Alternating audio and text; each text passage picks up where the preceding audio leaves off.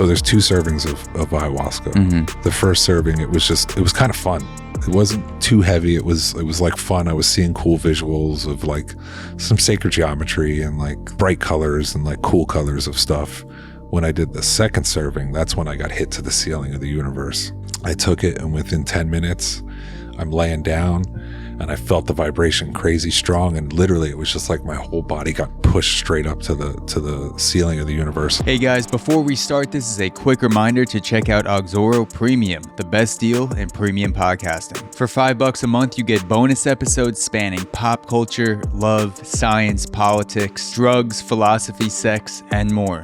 You also gain access to the Unlicensed Therapy series, where I give my unexpert opinion on all things dating, sex, and relationships. Did I mention I'm unqualified? But it's also way cheaper than a real therapist, so you're welcome. On Auxoro Premium, you also get exclusive Ask Me Anything episodes, the ability to suggest topics for the podcast, and the entire back catalog of archived episodes. There's over 25 hours of premium content already posted, and it grows every month. Go to auxoro.supercast.com today. That's AUXORO.supercast.com to get all those benefits on Auxoro Premium for only $5 per month. auxoro.supercast.com to join the premium gang today. Now, on to the episode. Population 1 on VR. Population 1 on VR. What is that? It's like Fortnite for VR. Do you feel completely sucked in by VR? Because I haven't had a legit long session of VR gaming yet. My older brother bought the Oculus headset. Yeah. And I put it on just to play around with it, but I know I've watched videos of people just getting completely immersed in it. Do you feel like the other world is gone, like you're in this VR world for good? Or not for good, but while you're playing? Yeah, 100%. It totally does. It sucks you in. It's amazing. But on there, everybody's like, when I play with people, they're like, you have a really soothing voice. Yeah, like, yeah, you do. You have a great podcast voice. Now that I'm hearing your voice, I'm not sure whose podcast this is. That's how good of a voice it is. You just convinced me that you're the host of this podcast. Welcome. I'm just going to put these notes away, and you're going to take the lead for this podcast, and we'll see where it goes, because I can't compete with that voice. I'm good with that. Have you ever thought about monetizing your voice, like ASMR VR, pairing up with just a virtual reality experience of food or just me talking? Just you talking, like just describing things. Like describe that glass of water right there. I think people would be into this. That would be fun. No, just getting paid like $80 an hour they just place things in front of you and are like, Jason, this is gonna be, people are gonna see this in the game in 3D, but we need you to describe this in real life right now. So, because we're going to pair this with the virtual reality. I would totally be down to do that. That seems like it would be awesome. Yeah. So since we're on the topic, what do you think about the whole NFT virtual reality world with art? Is that something you've been thinking a lot about as a painter and a tattoo artist? As a painter, yeah. It's confusing to me. I don't understand. I guess it's a young person thing. I don't know. I don't understand why somebody would spend that kind of money on a little GIF. But I have friends that got in it, and within a matter of months, they've made like $40,000-$50,000 doing it. So really, I'm right there. Yeah, you're right there. Yeah. 40, 50 cents, like me. Yeah. I'm with you. It seems like a lot of people who are around my age are getting into NFTs. I feel like it's a very, very heavily influenced by 19-year-old YouTubers who know more about finance than I do. I watch them talk about NFTs, and I'm like, how old are you? And he's born in 2004, and I'm like, Jesus Christ, I gotta get my net worth up. But then there are a lot of people that are genuinely into the NFT space, and it's a fault on my part that I haven't done more to understand it. I know generally what it is, where you have a digital piece of art, and that's supposed to represent something in the real world. And or my understanding is you have a digital piece of art of something that is in the real world, or you have a digital piece of art that stands on its own and you can put that in some sort of digital gallery or a museum where people can go to your digital space, maybe put on some VR goggles and walk through it. Yeah, like someone could buy a Jason Ackerman NFT that correlates to one of your paintings in real life, but then they could also buy property and hang it up and have a party at their space. But who the hell's going to go see that? People will. People buy property. People already buying properties in NFT real estate spaces. I know Snoop Dogg has a NFT mansion. Yeah. Or a metaverse mansion. And somebody else has something over here, and there was a little sliver of metaverse in between that somebody paid a fortune for just to have that space in between them. To live, not even to live next to Snoop Dogg in real life, but to occupy a pixel next to a pixel owned by Snoop Dogg. And who knows, maybe we're the fools. Maybe 10 years from now, I'll have a house somewhere that I finally had the money to buy, and then by that time everyone's going into NFT property and they're like, yo dude, like real life property is so 2026 dude. So 2026. No one lives in the real world anymore. You gotta buy yourself an NFT, and my house is worth like $40. I'm like, shit. So the dude, the guy that's a social media guy at the shop, he's all like tech savvy and all about this stuff, and that's exactly what he keeps saying. He's like, in a few years, like real art's gonna be nothing. And it's like, I don't know about that, but I mean, what the hell do I know? Yeah, if they want to pay me for it, I'll do it. Pay me. Yeah. Buy my art. But then the question is, what is real art? Is digital art real art? And there's definitely an aspect to it when I look at digital creations that makes me feel emotions that real art makes me feel. And I watch digital things all the time, whether it's with a TV series or a movie or a still of something that evokes emotion. So if your definition of art is something that you spend time on and you craft a skill in that brings out some sort of emotion or combinations of emotions in other people, then NFTs would certainly qualify as that. But I don't think real world art will go away. I think it will be a supplement to real world art where people may paint in real life and paint in this reality or make whatever, but then there's also some sort of representation of it in the digital world, and those will act as supplements to each other. I don't think one will ever replace the other. No, see, I'm with you. Like that's what my idea or goal would be, is like with this whole new series that I'm working on, is taking those, converting them to NFTs, and taking like the one of them and do 5 different NFTs, but then do an Easter egg in it, because everybody's telling me about these Easter eggs. So what's an Easter egg? Just so like if you buy it and without knowing it, you get a prize. So there's something attached to it, and I would do the original piece of art with it. So like you can own the NFT, but then you actually own the real world art too. Okay, so you buy the NFT and then that gives you the rights to both. You own the NFT and then you also can put the real world art wherever you want. Right. Yeah. Yeah. Okay. But I would do, like, for one painting, I would do 5 different NFTs, and one of those would do.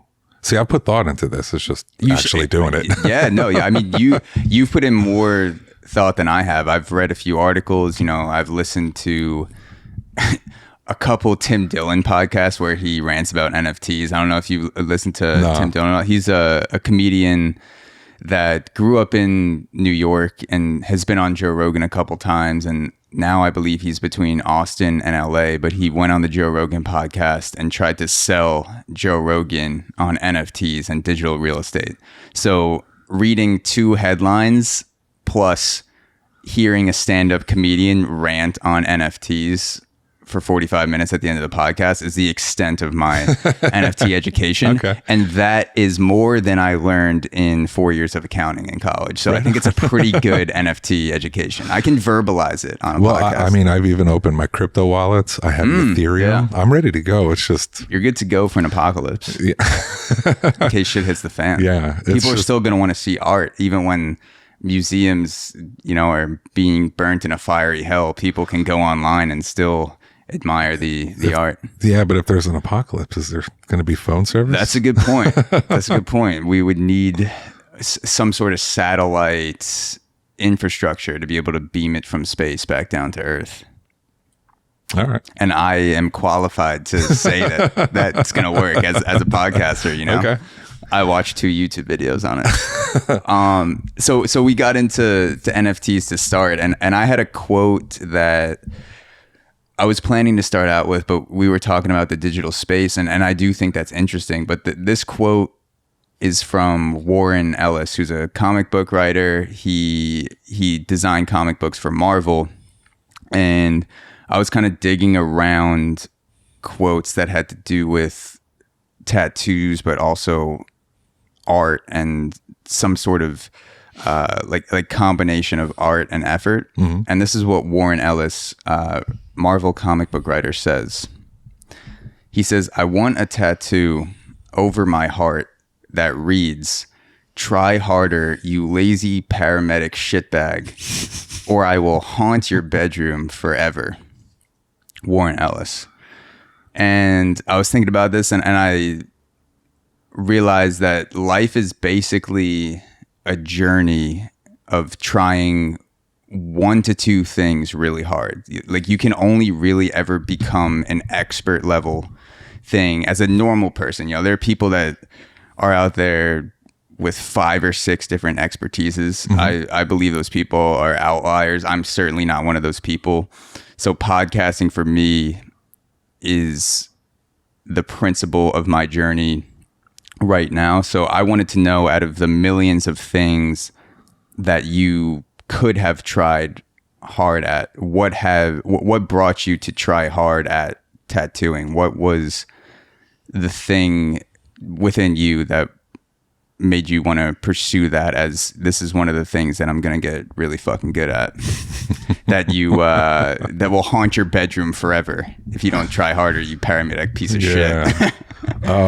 So I think, like most tattoo artists, I wanted to be a rock star, and I was a bass player, and my best friend was Gidget Geen from Marilyn Manson, and we were in a band together after he left, after he got kicked out of Manson, and I had my tattoo apprenticeship at the time, and the woman that was teaching me literally told me, I showed her a magazine of somebody that I love their art, and she was like, "You're never going to be anything more than a flash artist." She told you that to your face? Yeah. A flash artist is just flash in the pan? No, like somebody, you pick something off the wall, I just trace it and color it as best as I can, like never creating your own stuff. There's a difference. There's a tattooer and then a tattoo artist. A tattooer just copies stuff off the wall. A tattoo artist creates their own and goes with that. So as soon as she said that, at that moment, I made the decision that I was going to dwarf her career in every single way that I possibly could, and that includes painting. So wow. That's been my life's goal. Revenge. Do you think that she was almost 3D chessing you, where she saw potential in you and said, if I tell this guy that he's really good, he's going to get soft and complacent and he won't be a good tattoo artist. But if I tell this to him right now, it's going to haunt him for the rest of his life, and it's going to make him, it's going to bring more darkness into his life, but it'll also make him a better tattooer. Do you think there's any chance she's playing 3D chess? Like someone did it to her and she was like, oh shit. And at the end of her life, like, no, she was a princess. Like, she was a princess. Yeah, oh, okay. She's always gotten treated like gold. Okay. So years after that, I opened my own shop and had them come work for me, like her husband and her. And I asked, I was like, why the hell did you guys treat me like that? Because I felt like they were holding me down. And I mean, that's, any apprentice feels like their mentor is holding them down. It's just part of it. But he actually said to me that the reason they did that was because I was their workhorse and they didn't want me to feel like I was good enough to leave because I was making them so much money. So they're trying to mentally handicap you and hope that would physically handicap you in some way where you thought that doesn't make any sense. Because if you felt like if their game plan was to cripple you somehow, to kind of take a bat to your knee and just fucking like beat you down creatively. Yeah, exactly. Be like, where the fuck do you think you're going? Where the fuck do you think you're going, boy? Get back in the shop. If their plan was to keep you, but also run a business where you want to give people good tattoos, it seems like the better option just would have been to give you the tools to be the best tattoo artist and encourage you and hope that there would be some sort of mutual respect or gratefulness where if other opportunities came along, you would remember the way that they treated you. But that's not the case a lot of times in the world. I got to tell you though, I have no animosity. I'm very grateful first of all, for the opportunity that they had given me and putting that much time and effort into me. But I'm also grateful that she said that to me because that was all it took to light the fire under my ass to get me going to do what I've done in the tattoo world, you know? So if she hadn't done that, would I have had that much motivation, that much passion? I don't know. Yeah. How do you get to a place where you're grateful for the harsh things that people tell you? Because I've had experience playing, baseball. I've talked about it on the podcast, playing baseball through 5 years old to 23 years old, finishing school. And you have a lot of harsh things that coaches will say to you. But then if you're honest with yourself, you probably became better because of those harsh things. And same thing with podcasts. If a friend tells me, I turned on this episode of the podcast and, I've had this happen to me a few times, especially the early days of podcasting where they're like,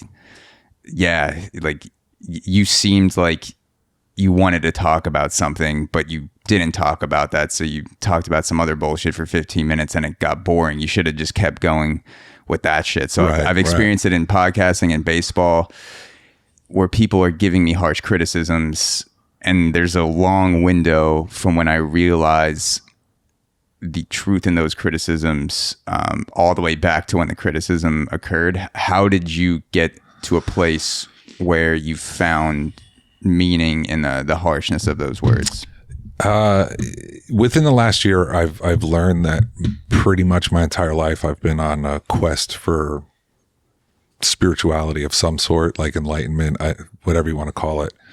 And I, like being in NA and AA and now using sacred medicines, I've learned to I've realized I don't regret any bad thing that's happened because there's no right or wrong. It's brought me to exactly where I am. And this is where I'm supposed to be. And the universe, God, whatever you want to say, puts these things in front of you to help you grow. There's, God plays hide and seek. God's everywhere. God, universe, whatever you want to call it. It's everywhere. It's played in hide and seek. So I can't get mad at things like that. It's just resentments hold me down. They don't bother. Like if I have a resentment against you, fuck doesn't matter to you. You don't care. You don't even know it. It's just eating me alive. Yeah. So I try not to hold on to anything like that. Yeah, what's that quote? Resentment or hatred is a poison that you give yourself or something like that. 1,000%. And you just stew in that hate and the other person may go for years without even realizing don't even know it. Them. Yeah. And then you see them at a house party 5 years later and you're like, I fucking got you. And they're just like, what? What are you talking about? I liked you. Like I think you're a very pleasant person and I've been talking highly of you any time I've had the opportunity and you're just like, oh shit, that was just a creation of my own mind. The stories. Yeah. Oh man. I tell myself stories all the time. Yeah. So when you think of a higher power, do you believe in God? Is it more of a general higher power, spirituality from within? I don't believe in organized religion. So like the Bible's version of God is not what I buy into. like I said, I think it's everywhere. It's more of a spiritual thing than a religious thing for me. I don't know if I said it last time, but I say this a lot. I'm a firm believer that spirituality or organized religion is for people who are afraid to go to hell, and spirituality is for people who've been there. So I like to consider organized religion is for people afraid to go to hell. Yeah. And religion is for people. Spirituality is for people who have been there. Yeah. Wow. I feel like I need to stop this podcast and go think about that for 2 hours. You came up with that? That's fucking, that's insane. Yeah. I mean, it's just right off the bat, thinking about it, it seems like there has to be truth to that, because I've never met, when I meet a super religious person, and I grew up Catholic, I grew up in a Catholic-ish family. Like some people say, like, I'm not Jewish, but I'm Jewish, like the Catholic version of that. Right. Like, we went to church once a month. I did all the sacraments up to confirmation. Ended up going to Catholic high school, and then me and you went Catholicism. further than me. Yeah, I was in the school for reasons other than Catholicism. There was the baseball team, and it was a better school than the public school I would have went to, and I took a test that they said I was smart enough to go in. So I was like, all right, cool, I'll do that. And then found out that I'm the dumbest of the smart people surrounded by, but it was a cool experience just as a whole. But being around a lot of religious people of all different degrees, whether it's Catholicism or Islam or Judaism, there is this sense that I get from religious people where there's some sort of fear of exploring not just the darkness out there, but the darkness within themselves. Mm-hmm. Like there's some sort of untouchable realm that, because their religion doesn't allow them to reach across the threshold, they never play with it. They never dance with it. They never see what's there, because they associate darkness with bad or immoral, not darkness. It's part of life. Yeah. And so now that, can you repeat that one more time? Because it's like blowing my mind right now. Organized religion is for people who are afraid to go to hell, and spirituality is for people who have been there. Yeah, it's like people are organized religious people. There seems like there's a fear of, you're afraid to go to hell in the structural sense of it, like deep down below, but then also the hell within themselves, that whatever that dark area is. Yeah. And then spirituality is kind of dancing with that darkness and learning that it's a part of you, and going in and out of it. It's a part of the journey. It's not something you should avoid. There's duality. So I've been on, like, this last year has been, I've gone very deep diving with spirituality and like I said, medicines. But that's something that I've recently come to terms with. I can still be enlightened, but be a guy that'll punch you in the face if you do something wrong. And it's okay, because that's who I am. There's that duality in there. Like the darkness is in all of us. You just embrace it. Yeah. It's not a bad thing. And by the way, I think that punching someone in the face could come from an enlightened place. I don't think that those two things are separate. Because I've thought about this in terms of the difference between niceness and kindness. I think when someone describes a person as a nice guy, what they mean is that they're someone who avoids confrontation. But when someone is a kind person, being kind to someone in its darkest sense might mean punching that person in the face when they do something that deserves it.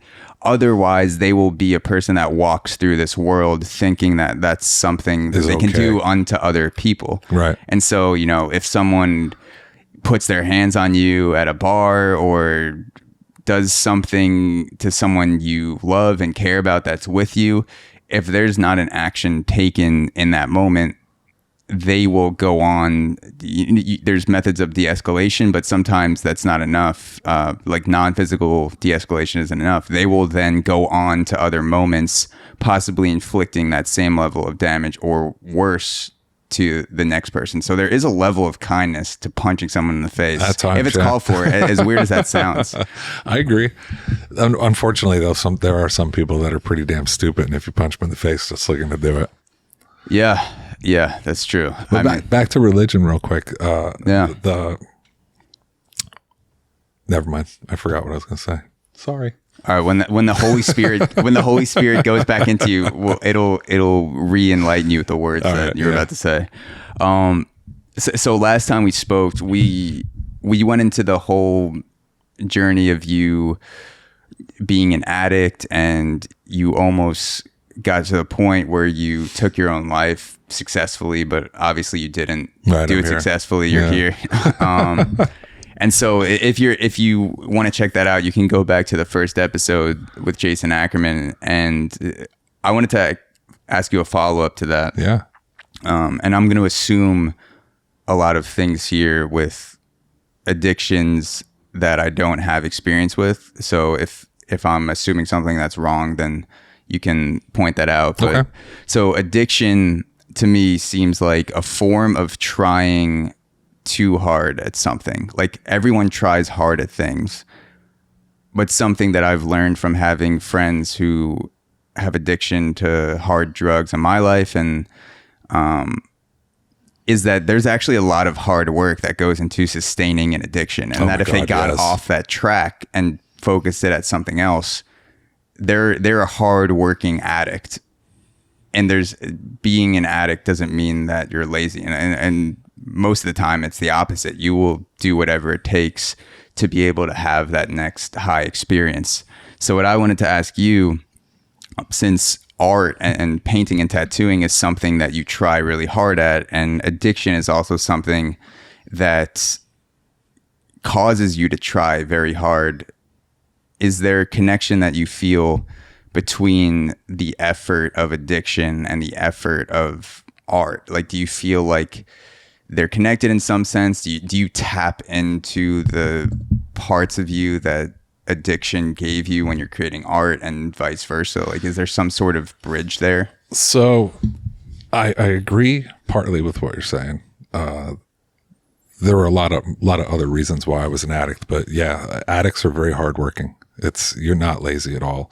And when I got clean, one of the many times, in the rehab that I was in, it was said to me, if you put 10% of the effort into your daily life that you put into getting high, you would be a raging success. And being an addict, I don't put 10%, I put at least 80%.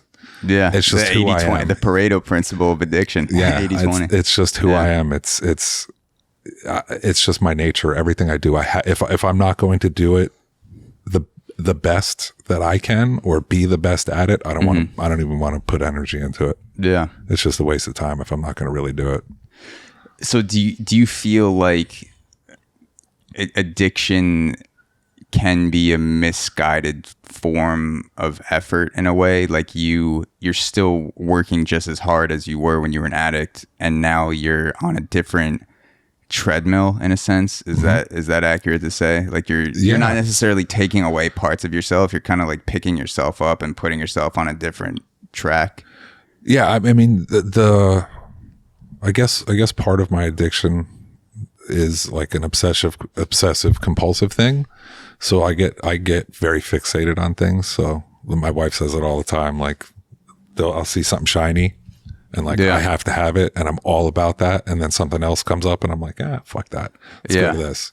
It's just part of my nature, but I use it for good now. It's like a superpower I use for good. You know, I don't do anything to hurt myself or others. It is I think it's what allows me to paint all night, like literally going from 11 o'clock at night till 6 a.m. painting is part of my addiction. It's like I start something, I have to finish it. There's I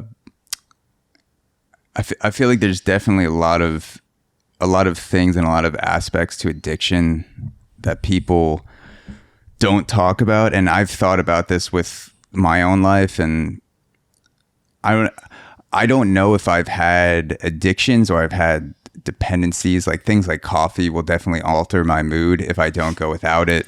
So I know there's scientific definitions of what defines an addiction versus a dependency on a substance, but I've been thinking a lot about just the way that I've thought about addiction going through college and kind of having the stereotypes of addicts, especially over quarantine, sitting by myself in quarantine in this apartment, just fucking having all this alone time. One of the thoughts, for whatever reason, and it was interesting and exciting to think about, I was like, why does society treat addicts the way that we do? Why is there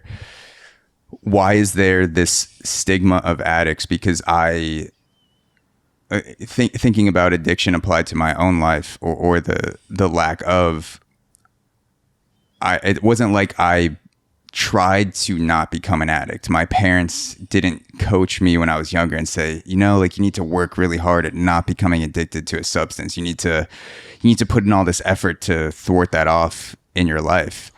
If I had a different combination of genetics or environment, there may have been a point where, I try Molly or cocaine for the first time, and then that sinks its hooks into me deeper. But for whatever combinations of reasons that are both genetic or environmental, that wasn't the case when I tried those substances. And so I found myself thinking about these things about addiction that are out of our control, that are just, we're born into a family, or we're born with a certain combination of the way that we're put together, that are completely non-effort related. I feel like I've had this stereotype of addiction being a lack of effort in some way, or just like snap out of it, like stop doing this, or yeah. And it doesn't work that way. I'm a firm believer. It's got a lot to do with genetics. Like, my father was a raging alcoholic. My grandfather, a raging alcoholic. My aunts, cousins, everybody around me was alcohol. My parents smoked pot regularly, did cocaine, and all that was okay to do in the house. So, I mean, it's inevitable I was going to turn out the way I turned out. But to touch on what you were saying, like, why does society treat us or treat addicts that way? I mean, think about it. Cancer, there's a cure, right? All you got to do is chemo. If somebody gets cancer, they want 9 out of 10 times, I would assume, they want to survive. With addiction, you're watching somebody you love just kill themselves. And no matter what you do, you can't help them. They have to want it. So addiction isn't for people or recovery isn't for people that need it. It's for people that want it.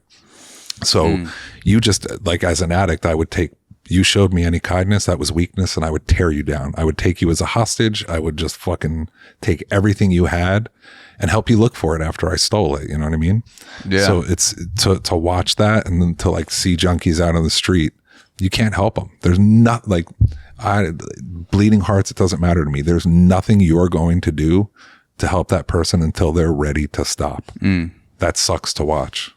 So you had to make a decision within yourself to want to get help because you wanted to, and it couldn't be because like a brother or a family member threw you in rehab and basically. No, I mean, my mother threw me in jail. I was in jail for 3 months, and then as soon as I got out, I had a needle in my arm.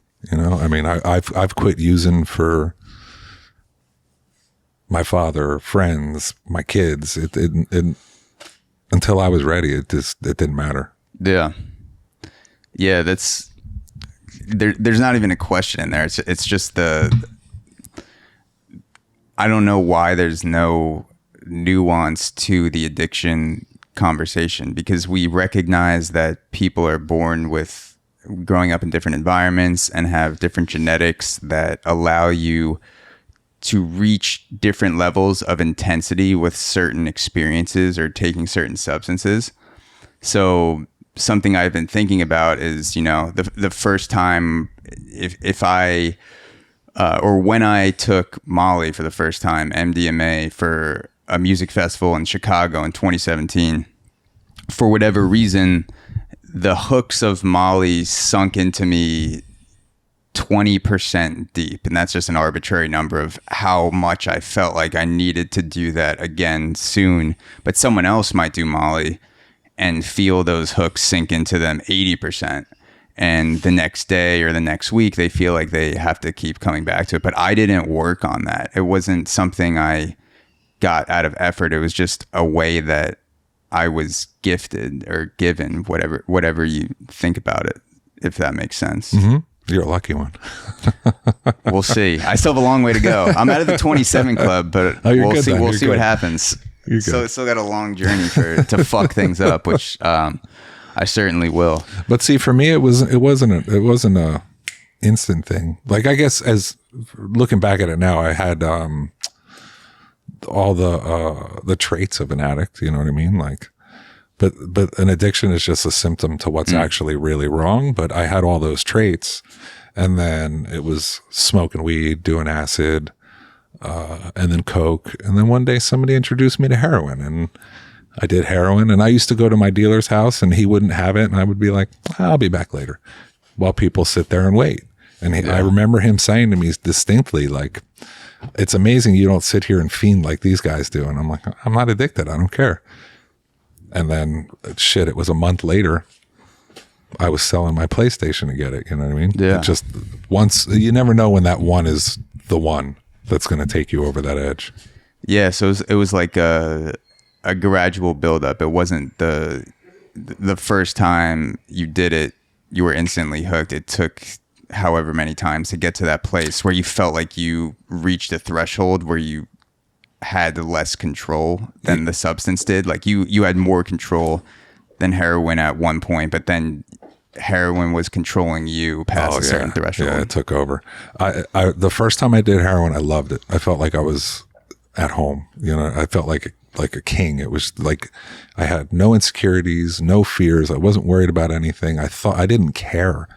And then when it took control, like towards the end of my addiction, I remember driving to go cop and looking at people in cars, like just smiling and laughing and having fun. And I would be in tears because that's just not a life that was possible for me. Yeah. You know what I mean? Like, I couldn't comprehend how they could be so happy, or what they, you know, how are they living that way when it wasn't at all possible for me. Is this negative to talk about, by the way, like asking an addict to walk through past drug experiences? Is that something? Because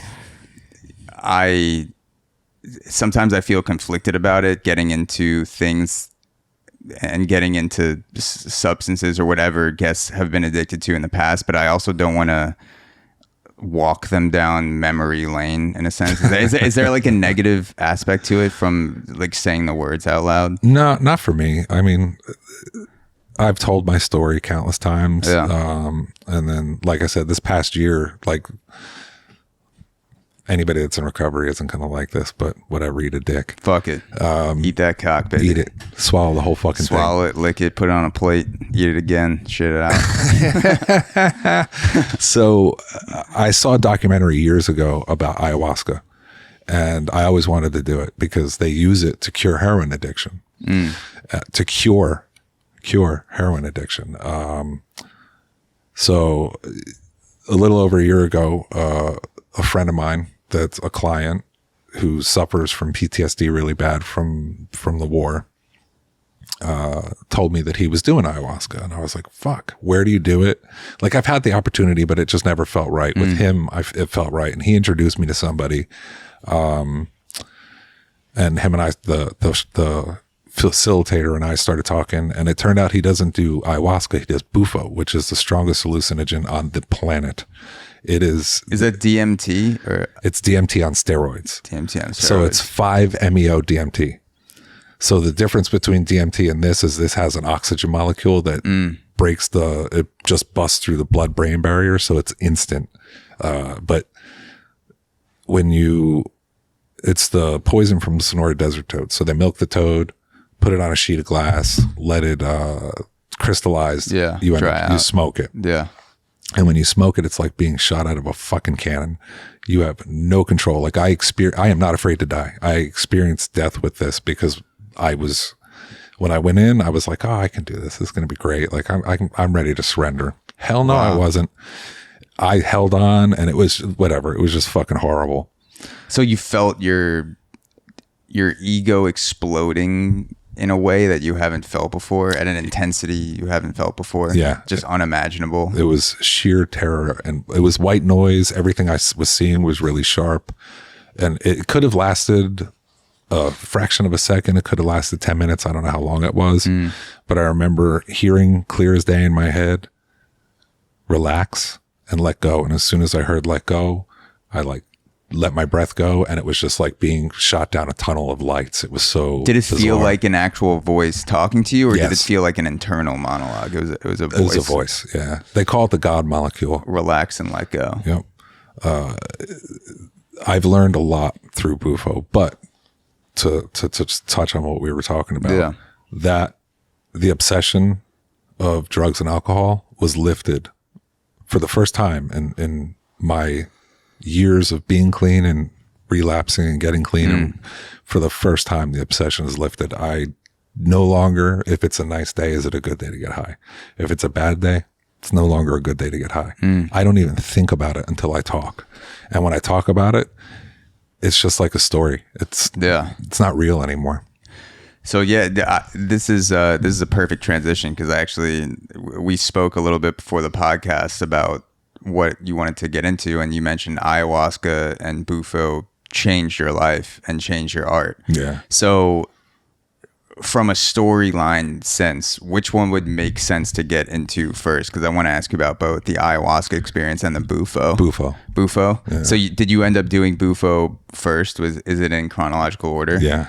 Okay, so walk me through the days, even weeks, if it applies, leading up to BUFO before we get into the actual experience. What made you feel like you wanted to do it? What was calling you to it? What were your emotions leading up to that day? So, like I said, an old friend of mine came into the shop, and my wife was tattooing him, and I know he suffers from PTSD really bad, and he seemed totally different. He was just like not wigging out at all, very calm. And I was like talking to him, what the hell's going on? And he said that he was doing ayahuasca, and he might've said BUFO. I don't really remember. Same molecule though, just different degrees in ayahuasca and Sort BUFO? of. Yeah. Okay. Well, you still, the oxygen molecule is different. The in BUFO. difference. Okay. Yeah. There is DMT in ayahuasca, but it's the DMT route and then another route that they mix together that allows, because DMT is fast acting. It's like 20 minutes your body digests it. With the root, the ayahuasca root mixed with the DMT, it allows it to stay for 8 hours. Okay. So my my brain going through the experiences I have. So extended release versus instant release Adderall. I'm going back to college. BUFO is like the instant release DMT, and ayahuasca is like extended release DMT. Like DMT is also, like, if you smoke DMT, it's also instant, but it's more of a fun visual thing as opposed to the BUFO, which is very therapeutic, because with that oxygen molecule, it the synapse that it hits is your ego, so it attaches to the ego, and it's like you look at yourself in a true unadulterated form with no stories. The stories are all ripped away, and you get to see the truth of what you are and why you're the way that you are and what you've experienced. I'm going to take notes like a therapist to make you feel like you're no, this just helps me keep track of that's shit cool. So I can go back to it. So this guy comes into your shop that your wife was tattooing. He tells you about his experience. And then how quickly did you realize that you were going to do it? Was it instant? That moment. Yeah. Because like I said, I'd had other opportunities to actually do ayahuasca, but it just didn't feel right. When he told me about it and he told me that he's doing it with another vet, I was like, okay. And then I just knew right then it was going to happen. We exchanged, he gave me the number of the facilitator, and him and I started talking, and he sent me all the PDFs, and he told me not to watch YouTube videos or go online and read anything about the experience. Oh, see, that's my mistake, because That's what I did. in the past, I've looked up the the DMT, is it DMT MEO? It's 5 5 MEO DMT. So yeah, I've looked up at a time when I shouldn't look up these videos in solo quarantine, like already going insane with my thoughts. You know, this is back June, probably May, June 2020, and I'm watching videos of guys smoke something that I only understand on a Wikipedia bio level. I'm like, oh, DMT, blah, blah, blah. Let me watch a video. And these guys and women smoking this thing that completely fucking blasts them off instantly. Like literally they took it in and then they kind of just fall back into whoever's there. And then the video did end up ending peacefully, but I might, if someone might have been able to trick me into doing it, but now that I've seen the videos, like I've never seen a more afraid person in a 30 to 45 second clip of a video. It's like it's insane. But yeah, so where did you smoke the DMT? Was it around here? What did you go down to the Amazon? No, so the facilitator comes up to my house. Okay. So I do ceremony there, and it's a legit ceremony. It's a sacred thing. It's not just like 3 idiots sitting in a room smoking. Okay. Like there's actual like chants that go on. You have to bless the area. You have to sage it. You have to sage each other. And then, so that's the ceremony consists of 3 servings. Serving 1 would be a handshake, which is a very small dose just to test the waters. So like it's like being half in a door, half out of a door. So like your face is in that world, but your body is still connected here. Like you can tell you're still here. Everybody is that an actual handshake, or do you smoke it a little bit? It. Okay, Yeah, I was like. It.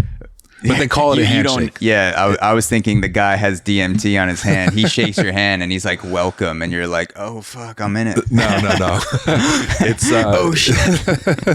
This is it. It's like to introduce you to that world. So it's like the handshake for it. Okay. And everybody does that together. So it's like a baby hit, basically. Exactly. Okay. And it's so the facilitator can judge how sensitive you are. In the beginning, I wasn't sensitive at all. It took a lot to get me in. Now, a small dose takes me so far, it's unbelievable. So your tolerance went down? The more you do with BUFO, the less you need.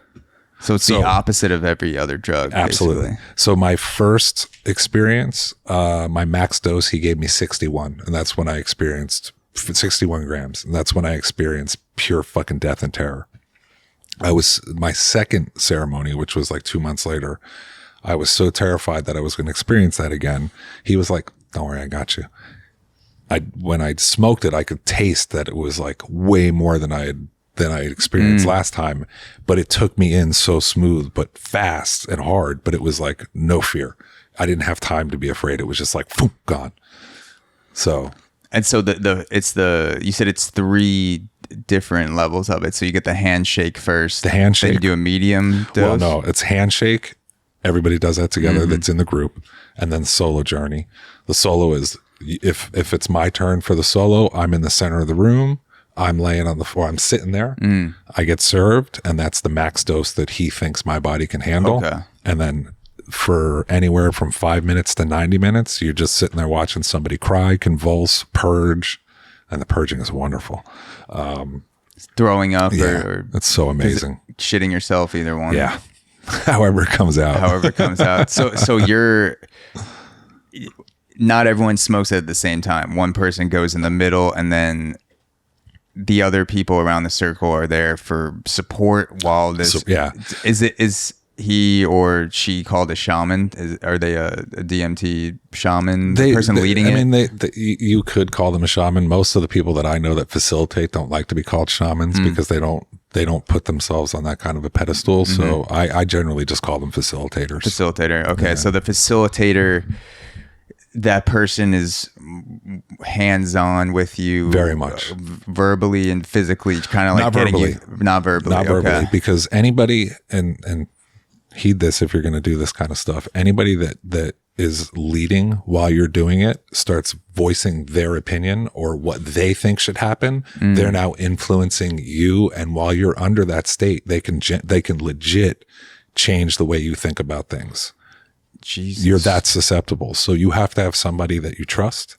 You have to have a group of people that, because like in the Amazon, it happens all the time where women get molested because when you're out, you're out. You don't even know what's happening. So you have to be in a setting that is trustworthy and comfortable. And you have to have a facilitator that knows verbiage isn't what moves the energy. It's the music or it's the movement or the touch or the wind that will shift the energy to get you through what you need to get through, not talking to you. So you're saying that's the time for the enlightened punch to the face if you're in a ceremony where the quote unquote shaman is doing some funny business, and then you're in the circle and you come out of nowhere, you just do a Superman punch and you're like, not today, fake shaman, not today.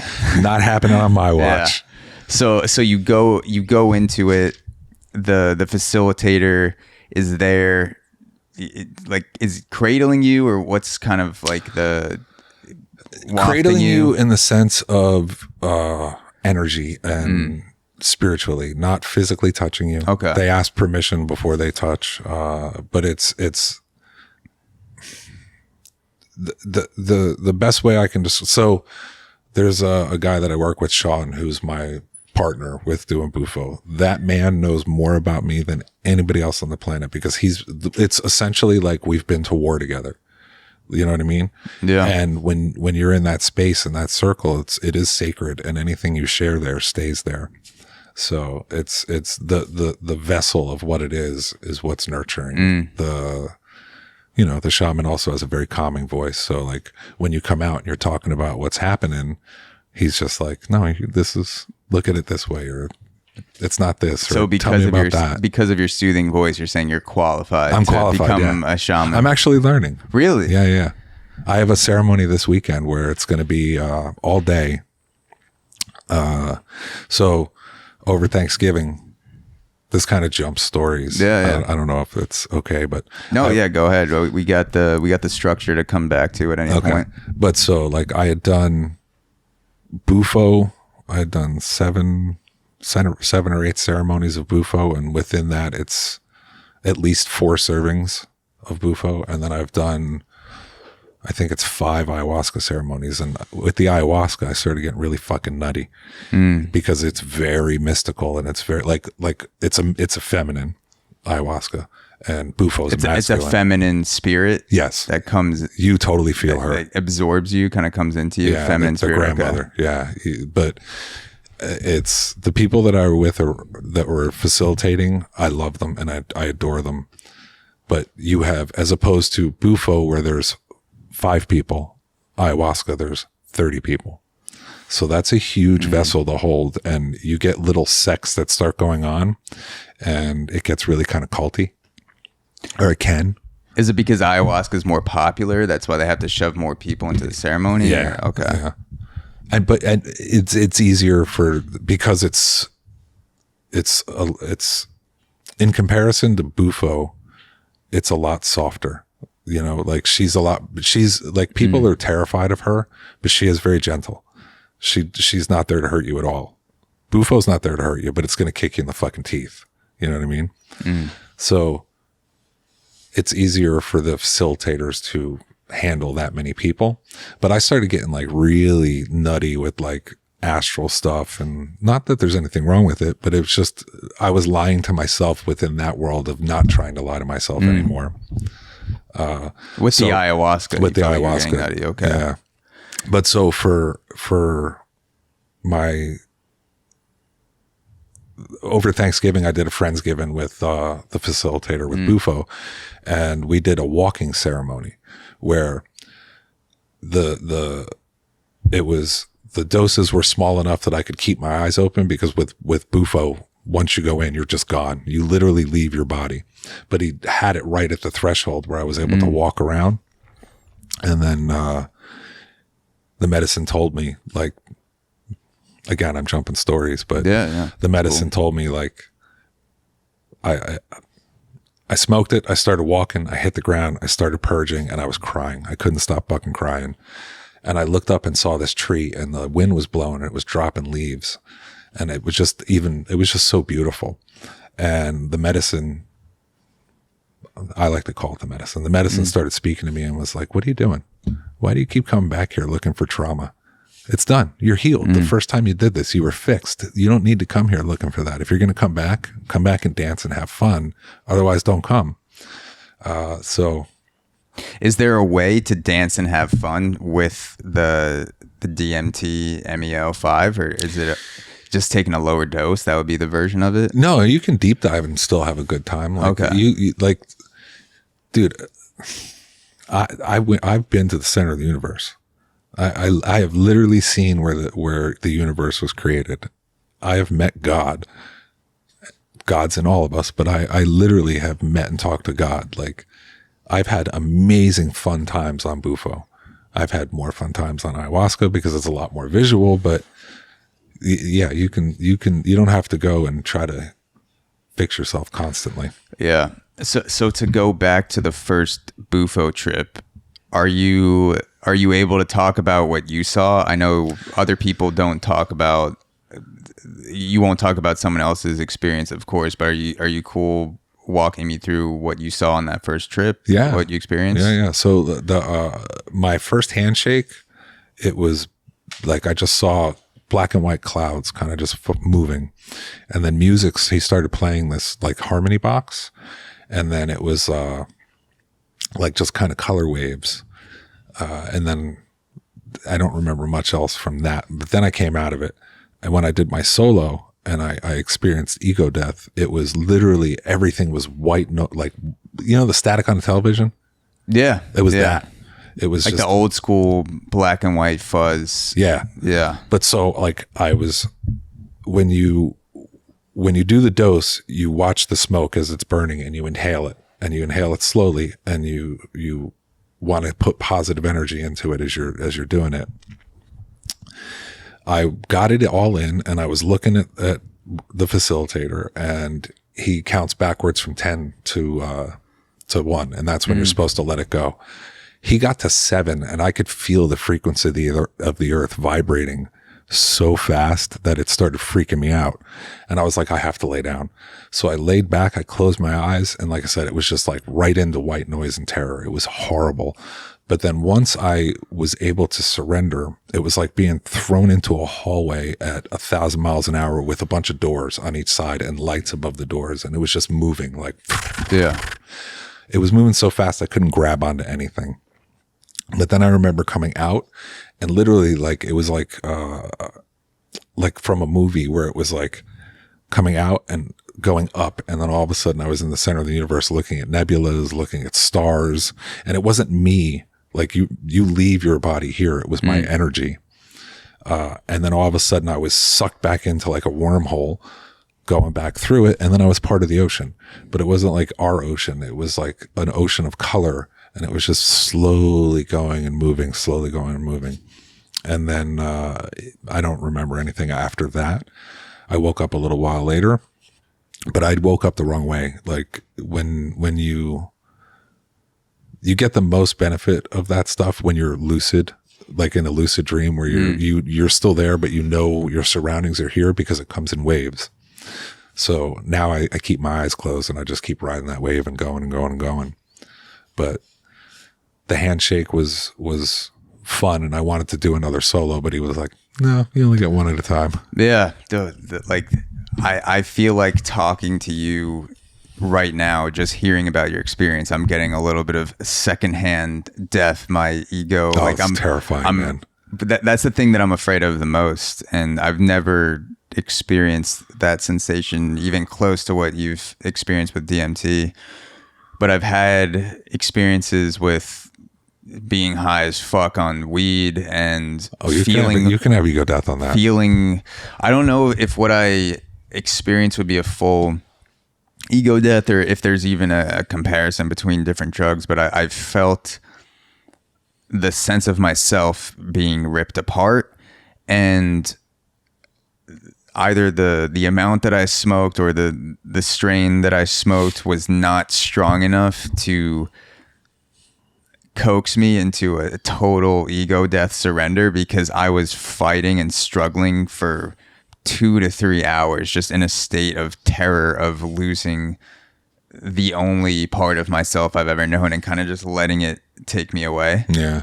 So on DMT, you felt like, is it even an option to hold on to your ego? It just it rips it from you, and you're along for the ride. Yep.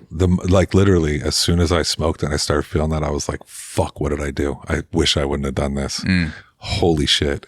That's what I feel like when I take too much of a big hit of weed, so I can't imagine. I'm like taking one baby hit after I haven't smoked in 2 years, and I'm like, oh fuck, what did I do? Yep. I can't even imagine doing something like that with DMT. Yeah, it's nuts. That's wild. It's nuts. But it wasn't so nuts that I didn't look forward to doing it again. Yeah. So something about it brought you back to it to do it again. I for the first time, legit for the first time in my life, I felt like I was home. The frequency of the earth has changed within the last few years. Like, it's vibrating higher than it ever has. There's a bigger calling to plant medicines, sacred medicines, than there's ever been before.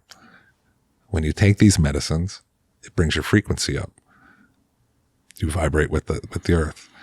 But I feel like it was the first time I've ever felt like I was truly at home.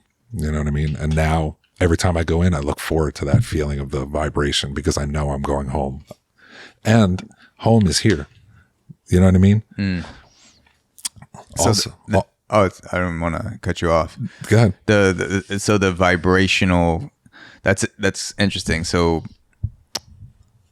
when I think of the sensation of being home, or feeling like I'm at home when I'm not actually in my home or at my parents' house, I think of it as an emotional feeling. Like, my girlfriend just got back from staying at her parents' place in France yesterday, picked her up from the airport, and I feel like what the hell am I doing here? What's up? What am I doing here?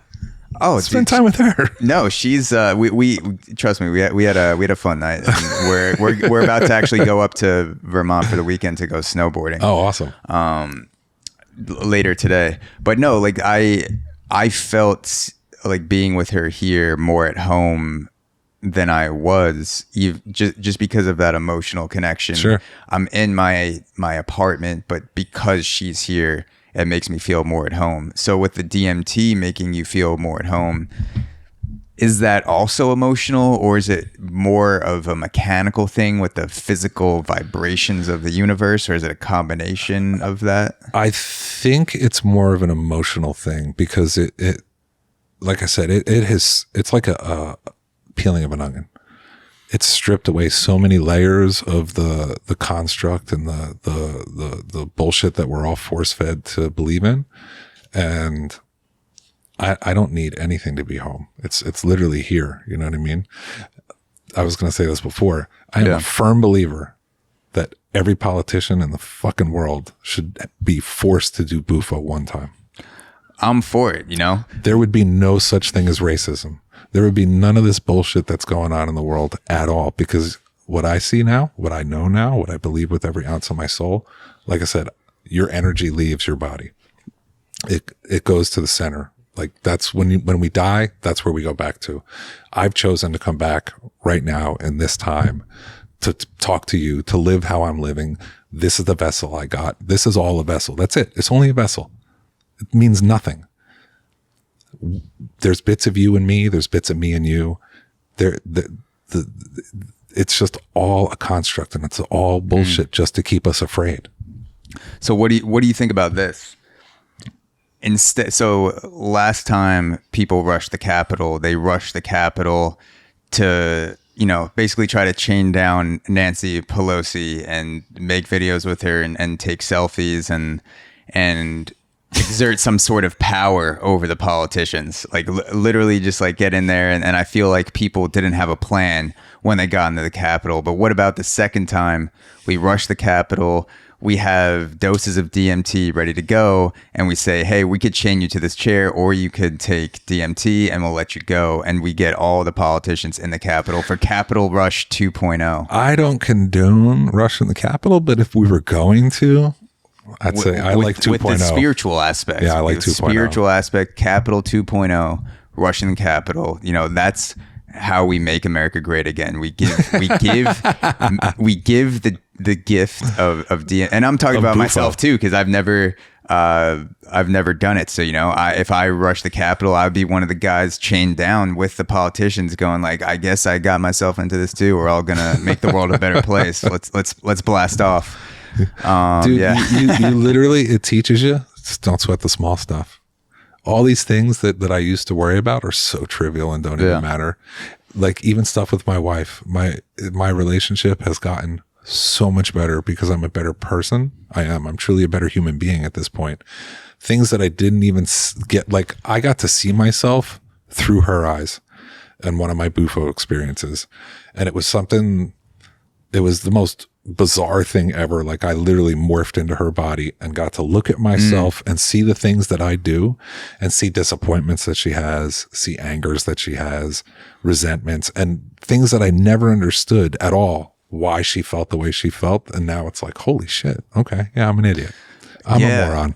I mean, that's something that could apply perfectly to politics and world leadership, because you have all of these people that are constantly combative towards one another, and it seems like there's a huge lack of perspective from the other person's side, because everything is so divided along the party lines. If you could take a drug that would thrust you into the perspective of your arch nemesis or the person you're running against, and realize that they're also a human being and they're waking up and wanting to generally make the world good as they see it, even if their skewed version of good is not actually good, but they wake up. I believe most people wake up and they have a version in their head of themselves and the world that is better than the current version, and they're trying to do something to make it better.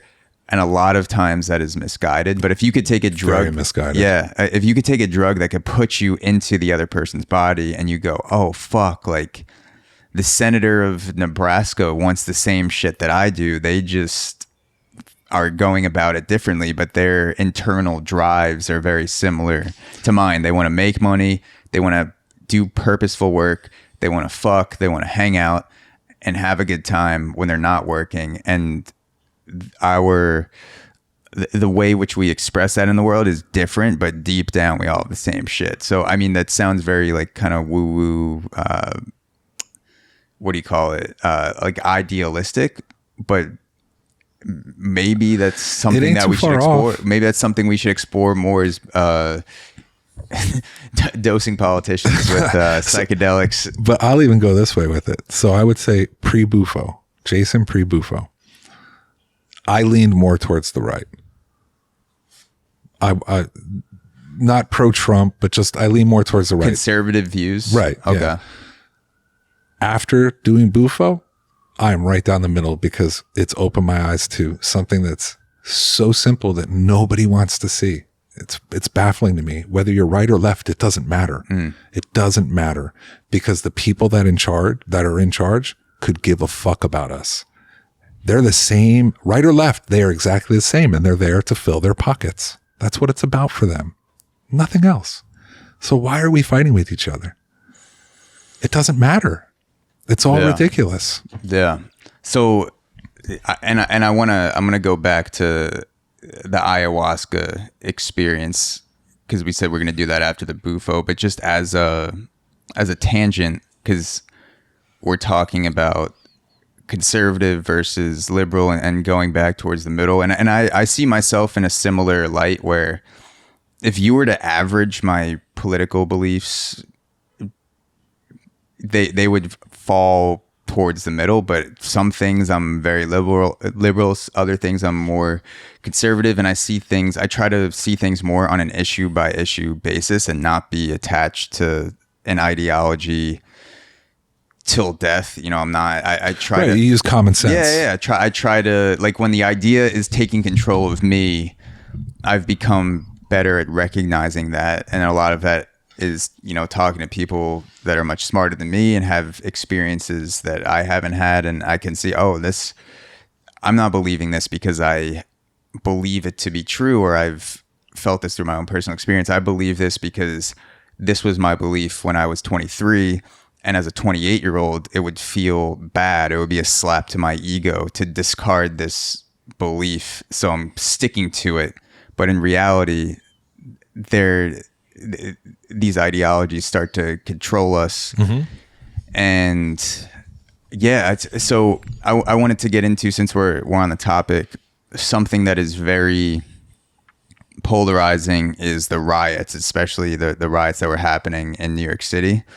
And there were the difference between rioting and protesting, of course, is protesting. You're going out and you're voicing your opinion, and it's in a peaceful, assertive fashion where you're making something known. And then the looting and the rioting is causing destruction to people in hopes of changing the public discourse. But a lot of it just seems like smash and grab shit. It's not for a higher purpose. They were just looting. Yeah. So as your shop, Soho Inc., it got smashed, and I saw some pictures that were in the news, and everything looked like it got destroyed. So having experienced the looting on a personal level, where the place you worked got desecrated and got destroyed, how did you feel watching the public conversation about looting, seeing people on both sides that were like, this, shouldn't be doing this at all with the looting, or, let people run its course. They're angry.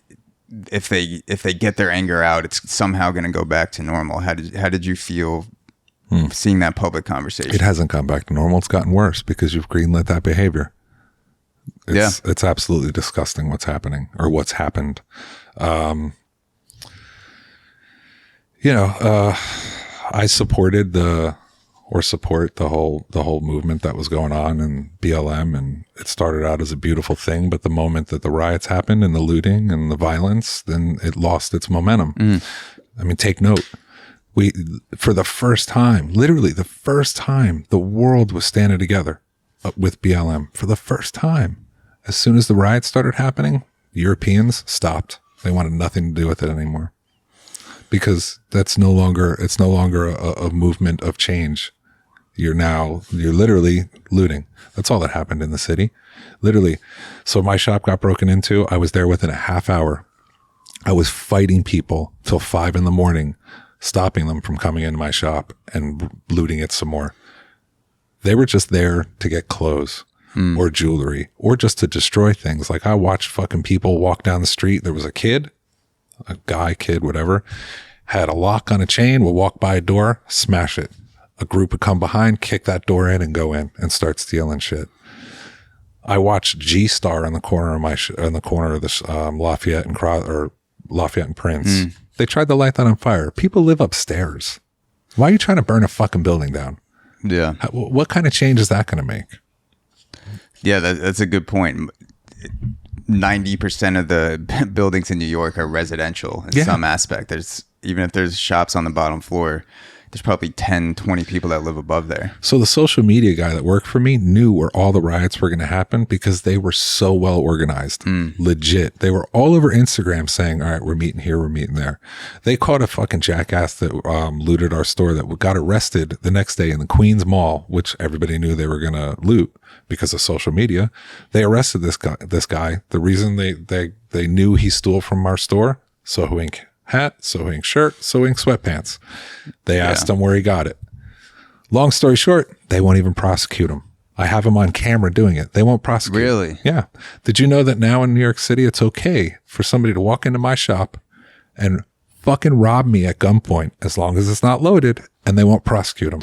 I saw a video of a guy in New York City, Michael Rappaport. You know Michael Rappaport? Yeah. He took a video on Twitter, and it was a guy that walked into CVS without a visible weapon and put stuff in the bag, and then walked out past the security guard. There's and then nothing the they'll do. video kind of went up at the security guard, and Michael Rappaport's like, what's going on? And the security guard's like, we literally can't do shit. Nothing. Like the security guard, like he wasn't saying this, but you got the sense that he might get himself into trouble by trying to stop this guy. Well, if somebody comes into the store and points a gun at me, I'm going to kill that person.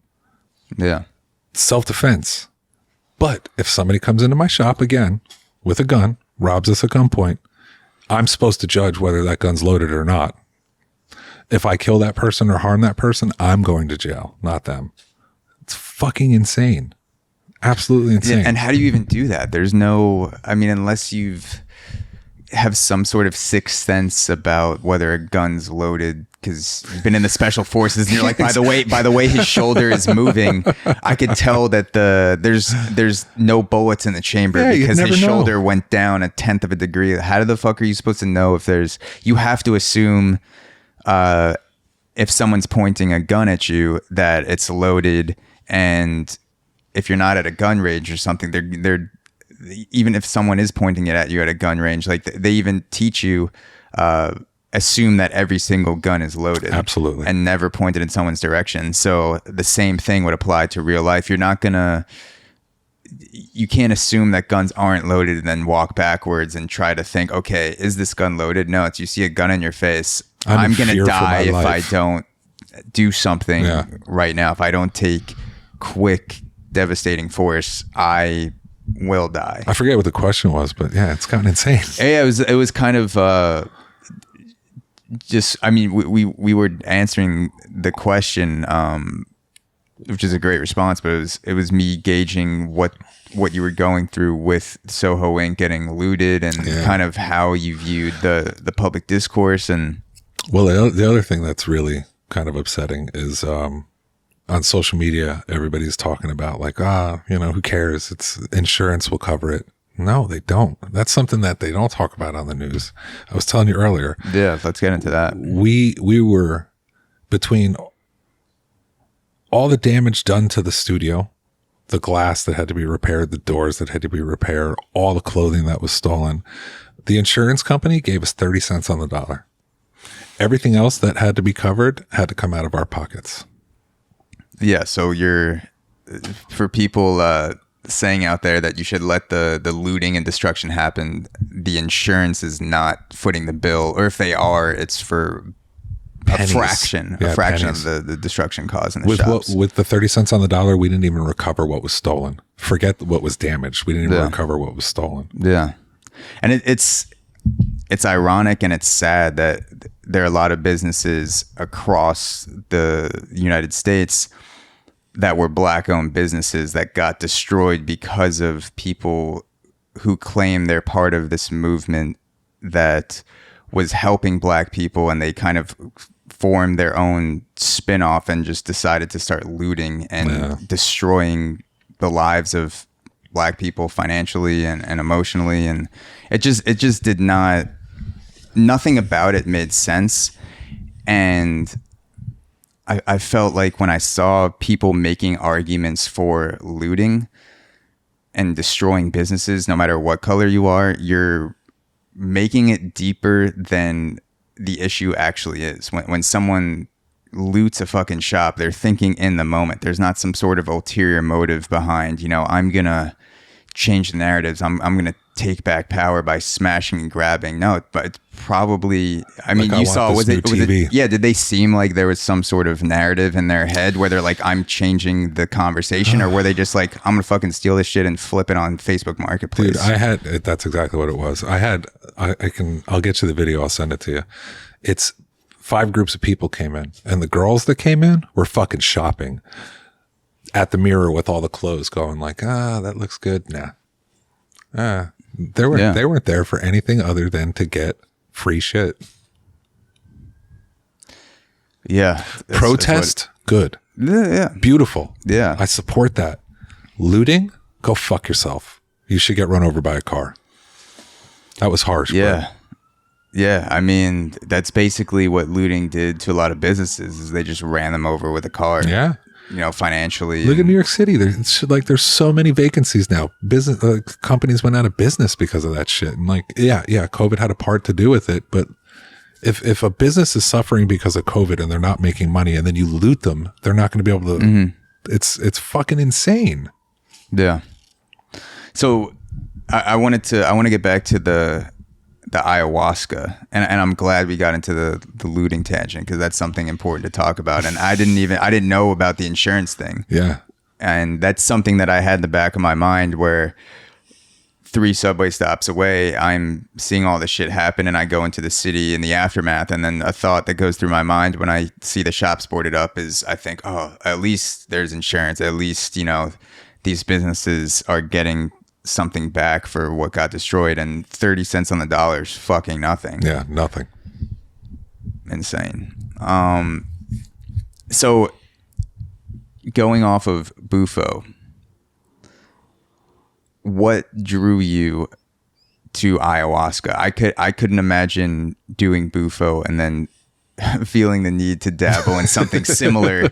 And so, did you feel like you were fucking BUFO's uglier sister with ayahuasca? Like, it wasn't as strong? Is it a positive versus negative, weaker versus stronger, or was it a different but still meaningful experience? What was ayahuasca like compared to BUFO? It was different, still very meaningful, and similar. There's some similarities within it, but I did have that, I guess, almost an arrogant mentality with it, because I had done BUFO, and everybody that I've known that's done ayahuasca that I've talked to and said that I do BUFO, they're always like, holy shit, you actually did BUFO. And it's like, yeah, it's scary, but it's not that bad. Yeah. So I was less afraid of doing the ayahuasca journey. That has ended up biting me in the ass a few ceremonies in, but. So what was the first ayahuasca ceremony like? Was it similar to the BUFO, where the guy came to your house, or did you have to go to a different location? So I went to the top of a mountain in upstate New York. And like I said, there's about Hudson Valley, or way upstate, upstate, you go through Jersey to get up there. I don't want to give out the location. Oh yeah. We'll keep it on the down low. Keep it on the down low. But so just somewhere upstate New York, on the top of a mountain. Yeah, it was amazing. But so anyway, you get up there, and same thing. It's a sacred ceremony, so they have their process, and then you drink a tea.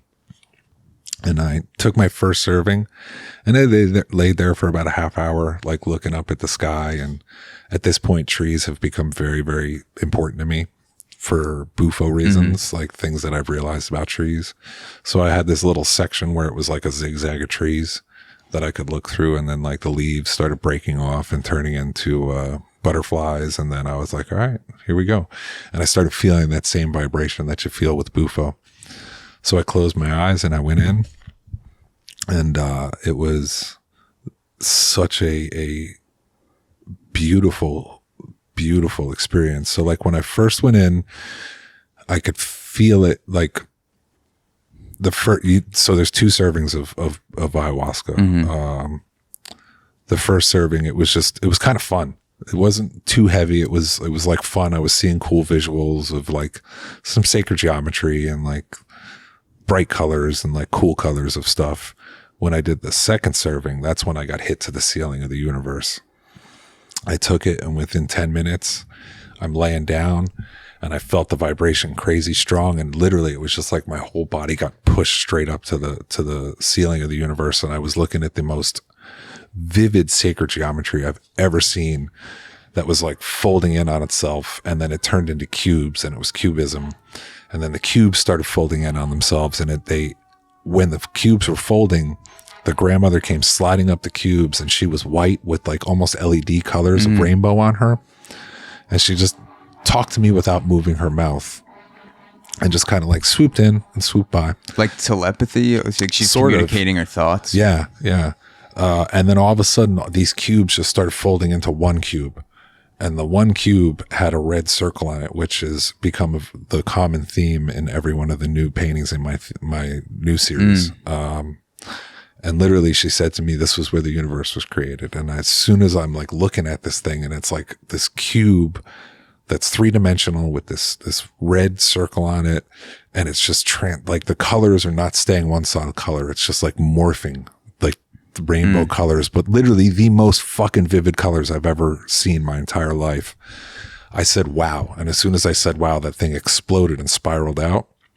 And when it spiraled out, I started going through literally a fucking washing machine of emotion. It was good, bad, like just, but with BUFO, you can't navigate. It takes you. With ayahuasca, it's a little slower. So you can actually navigate what's going on. I dealt with traumas as a child, like things that I look at now that I'm like, that's so fucking stupid. But it's like that one stupid little thing as a kid was so impactful. It was the cause or the start to like this whole fucking mentality of insecurity and nothing lasts forever kind of thing and I'll tell you about it. As a kid, we were crazy poor, really poor. We were 4 kids living in a single wide trailer and on welfare. Right? Yeah. So I made an air freshener out of bar soap, Irish Spring soap. Very creative. Yeah. I was super proud of it. What state where were you guys? Texas. I was in Texas. But so like there was lace on it and pins on the bottom for the legs. And I remember bringing it home and showing my mom, and I was like, this is fucking great. I gave it to her and she loved it. Put it on top of the toilet and it lasted 2 days. After 2 days, she pulled me into the little tiny hallway that was as big as a small closet. And she was like, so listen, we need to take this apart. We need the soap. That crushed me as a child. Now, looking back rationally, it's like, yeah, I get it. I understand. We were fucking poor. We needed soap. We had to wash our asses. Yeah. But as a child, it destroyed me. Yeah. So as a kid, making something and then having that being taken away from you, because you just have the innocence of creation as a kid. When I gave the shittiest drawing in the world to my parents, I was so proud of that. And they, for whatever reason, were proud of this stick figure smudge that was supposed to be a self-portrait, and they were like, oh, and we'll hang it up on the fridge. And then if my dad told me 3 days later, like, hey son, I'm gonna have to print out something for my business on this paper. We're actually running low on contract paper, so I'm gonna have to reuse this, but thanks for the drawing. It was good. I would be like, fuck, like I don't want to make shit anymore if I see it's just gonna get turned into something else. It was horrible. Yeah. But like, again, looking back at it as an adult, I get it rationally, but holy shit, what the small little things that have such huge impacts. It's like the pebble getting thrown in a river or in a lake, and the ripples, the effects that has, butterfly effect, whatever you want to call it. Like I got to see that firsthand and relive it. And then like with that event, with that journey, it kept like the spiral kept going, and the spiral ended up turning into this red, almost like a red thread that was getting tighter and tighter and tighter and tighter. And I had a conversation with my mother. My mother and I don't talk. I haven't talked to my mother in 10 years. I wish her no ill will, but she's a very sick woman, and Munchausen syndrome, like always the victim. Everybody, like, she's just horrible. Munchausen syndrome is she victim. Loves people being sick around her. Oh, okay. And she will help create you being sick. So she's like the opposite of a shaman. Yeah. she'll bring out the sickness psychic in you. Vampire. Yeah. But so I actually had a very civil conversation with her while I was under, and I said goodbye to her. And, just, I love her. She's my mother. I'll always love her, but just, can't be in my life. It's just unhealthy for me. And when I said that, the thread cut and she just kind of went away. And all the resentment that I had towards my mother dissipated. Again, no anger towards her. She was raised the way she was raised. She dealt with what she dealt with and became who she became. And that's okay. Did you feel like you and your mom were actually talking, or was it more like telepathic, like earlier in the trip? Talking in a telepathic way, like, yeah. I think my mother sensed it, because for the first time in years, she started reaching out to me. after that experience, which she had never done before. Like, so she started like randomly just hitting me up on social media. So I think she knows. I mean, she's got it. We haven't talked in 10 fucking years, but yeah. And then I experienced myself. I saw myself dead with that. Like literally, I was in a casket on top of yourself, or what did it look like? Not like I was in a casket, but I was just dead in the woods. Yeah. So I was laying there, and I could feel a presence around me, and I realized I was crying. I could feel tears just pouring down my face, and I guess I was hyperventilating. And the facilitator had come around, and I could feel his presence. And then I felt the smudging. He was smudging me while it was happening.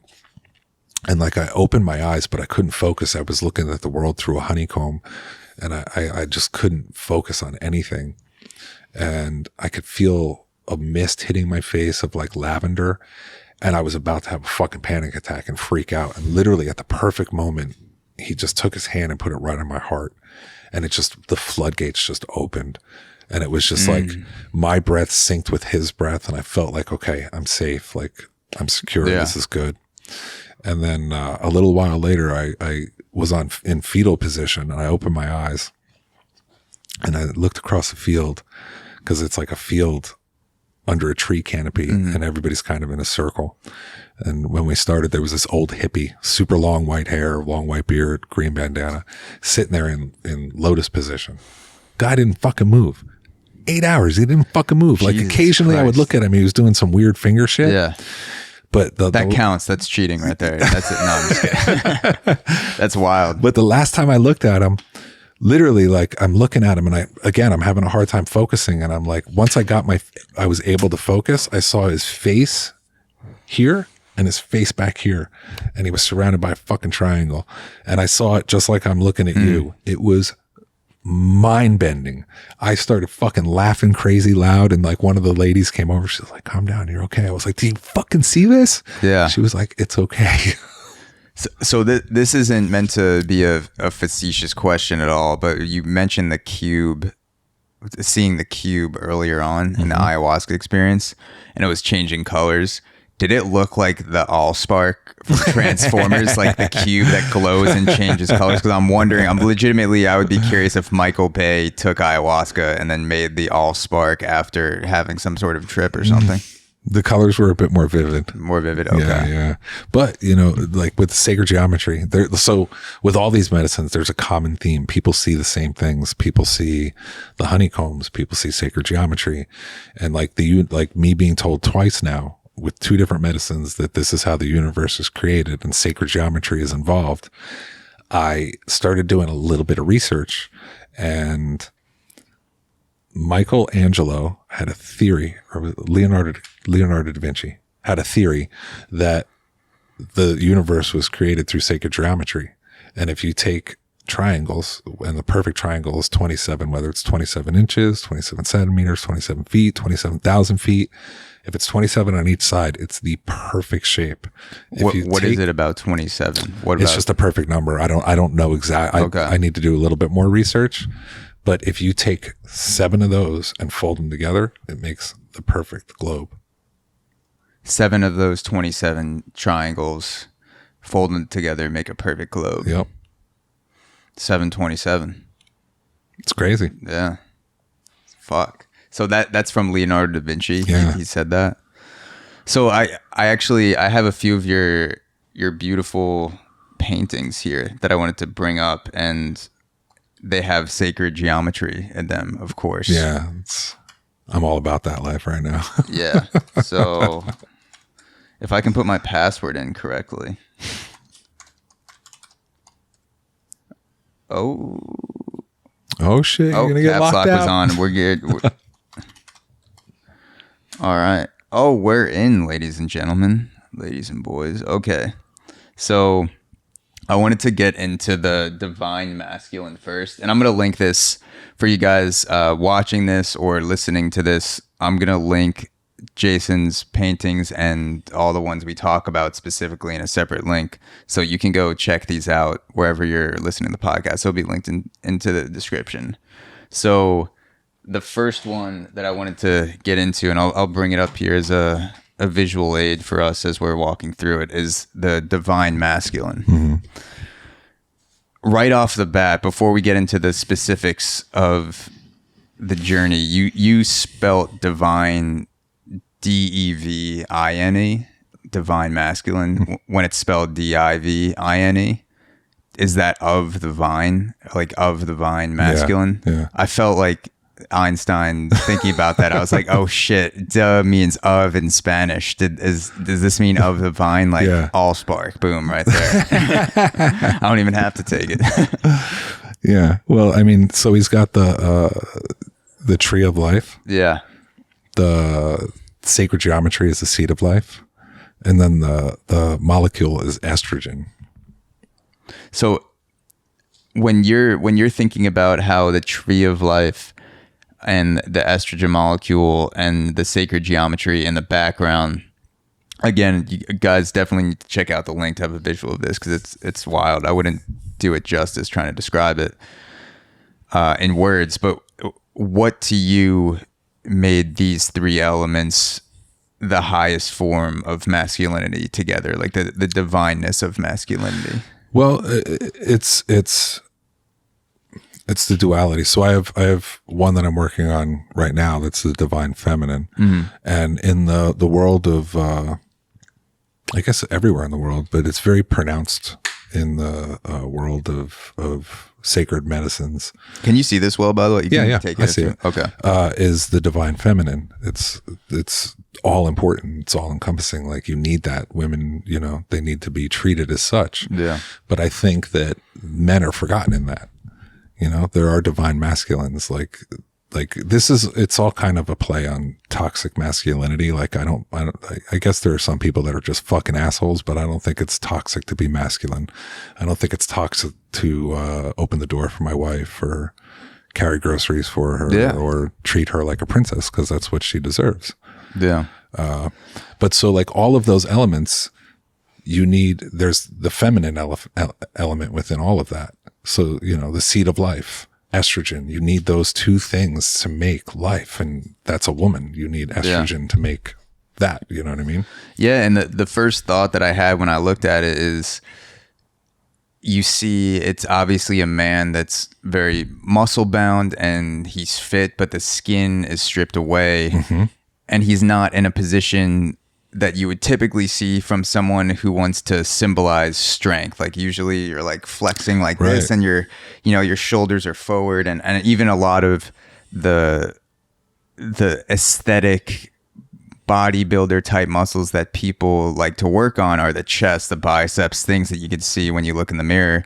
And he's much more splayed out. Like, it almost reminds me of like a dancer presenting yourself. You're muscular, but you're not trying to. It's not a show off. To show off your muscles. Right. You're just like, they're relaxed, because you can't be tense in this position. You have to be more contracted. Right. The muscles are there, but they're loose. You're like, he's being almost welcoming. Like, come on in, and kind of being sucked up into the universe. Yeah. Like floating, you know what I mean? Yeah. And with the no skin, it's ripping off the fucking facade. It's all the bullshit that exactly, like the show off muscles. It's all that shit just being ripped away because it's fake.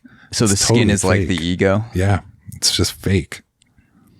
So when I get a cut, it's like a little bit of my ego washing away. So it could be, yeah. I can keep biting the skin on my fingernails. Pain is weakness leaving the body. So exactly, yeah. And you mentioned the toxic masculinity, and something I wrote down in the notes is that people seem to, when they see problems that certain men have, when you recognize a man that is moving through this world in ways where he is doing more harm to others and to himself, and he's doing good to the people around him, the initial response is to demasculinize that man, to ascribe a toxicity to masculinity as a whole, rather than to encourage a higher or the highest form of masculinity, the divine masculine, and say, okay, the answer to problems with men isn't to neuter yourself. No, it's to embrace the things that come with masculinity, and everyone's on a spectrum, so that there are aspects of masculine and feminine in everyone. And we're in a stage of society where the masculine seems like it's being more demonized. That's why it came to my mind right now. But to not take the dial and turn it to zero, but to kind of see the three-dimensional version of the dial of masculinity and guide it towards a place of a higher form, to not cause destruction with the gifts of masculinity, but to be someone who is using their strength and power and assertiveness and those things to help themselves and the people around them. That's what I was thinking about. Yeah. But at the same time, like everything's about duality. So it's like women, they deserve to be nurtured and taken care of, and not that they can't take care of themselves. It's not about that at all, but they deserve to be treated like divine feminines. Well, it's been forgotten that men deserve to be treated like divine masculines too. They need to be nurtured and taken care of. And I think that that's kind of getting lost nowadays, Yeah. Yeah. When people, I don't know what it is. Like the way that I think about it is, and I'm talking about a guy because I'm a man, obviously, and I'm biased towards thinking like that because I don't know what it's like to be in a woman's body. But when I think about the things that a woman admires about masculinity, my head goes back towards experiences I've had in college where maybe there's like a fellow college student that's in my class, or like I know her, she goes to school and she's in a shitty situation being harassed by some guy. Like she doesn't look towards the neutered guys. Like I don't know if beta male is the right word. Like there's this feeling in society that being the neutered man, or like some sort of a beta man, is actually the higher form of a man. But when shit goes down and you're in trouble, you don't want to. You're looking towards a guy that looks like he could fuck someone up, even if it's not physical. Even if it's like you just need someone to de-escalate, and looks like how they can handle. Looks like they can handle themselves, even if they're not the most muscle-bound guy. Because often, as I'm learning in Muay Thai, the most muscle-bound guys are not the guys that can knock you out. It's the guy that walks in a fucking, t-shirt and sweatpants that's 20 pounds lighter than you, and then he's just peppering you in the face and the stomach the entire class, and you're like, Jesus Christ, this guy could kill me if he wanted to. Yep. But you want those guys on, and women too, to be able to de-escalate those situations, tapping into the highest form of those masculine traits. And then, like you said, there's also the duality where men also should be able to tap into the feminine form of those traits, and women to a greater extent to those as well. Yeah. It's a cool ass painting. Thank you. Where can people buy these paintings? Are they for sale? The ones that you post on Instagram? Most of them are for sale. Yeah. They can buy them at Soho Inc. or just DM me. Okay.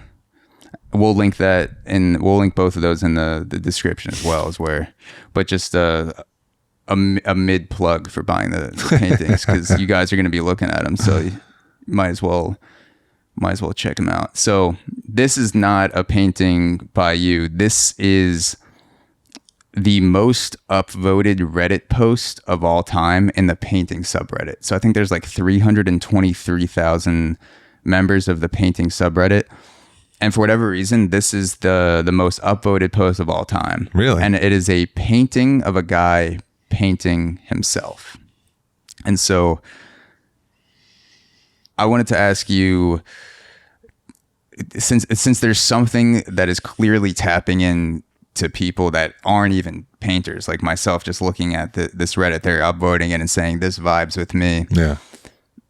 As a painter and someone who's logged thousands of hours painting and making things, is there a part of you that wishes that you could watch yourself paint? Like, not just in the sense of someone filming you doing it, but as almost leaving your body and and being an audience member, because that's kind of how I felt. Like, this guy is looking at the picture of himself painting himself, so it's like painting Inception. Do you feel something like an urge within you to experience that in a way as someone who's actually painting? Honestly, I've never thought about that. For me, painting is very, very therapeutic. It's the only time my brain is quiet. Like, I sit down behind a paintbrush and everything just kind of disappears. So I get a meditation out of it.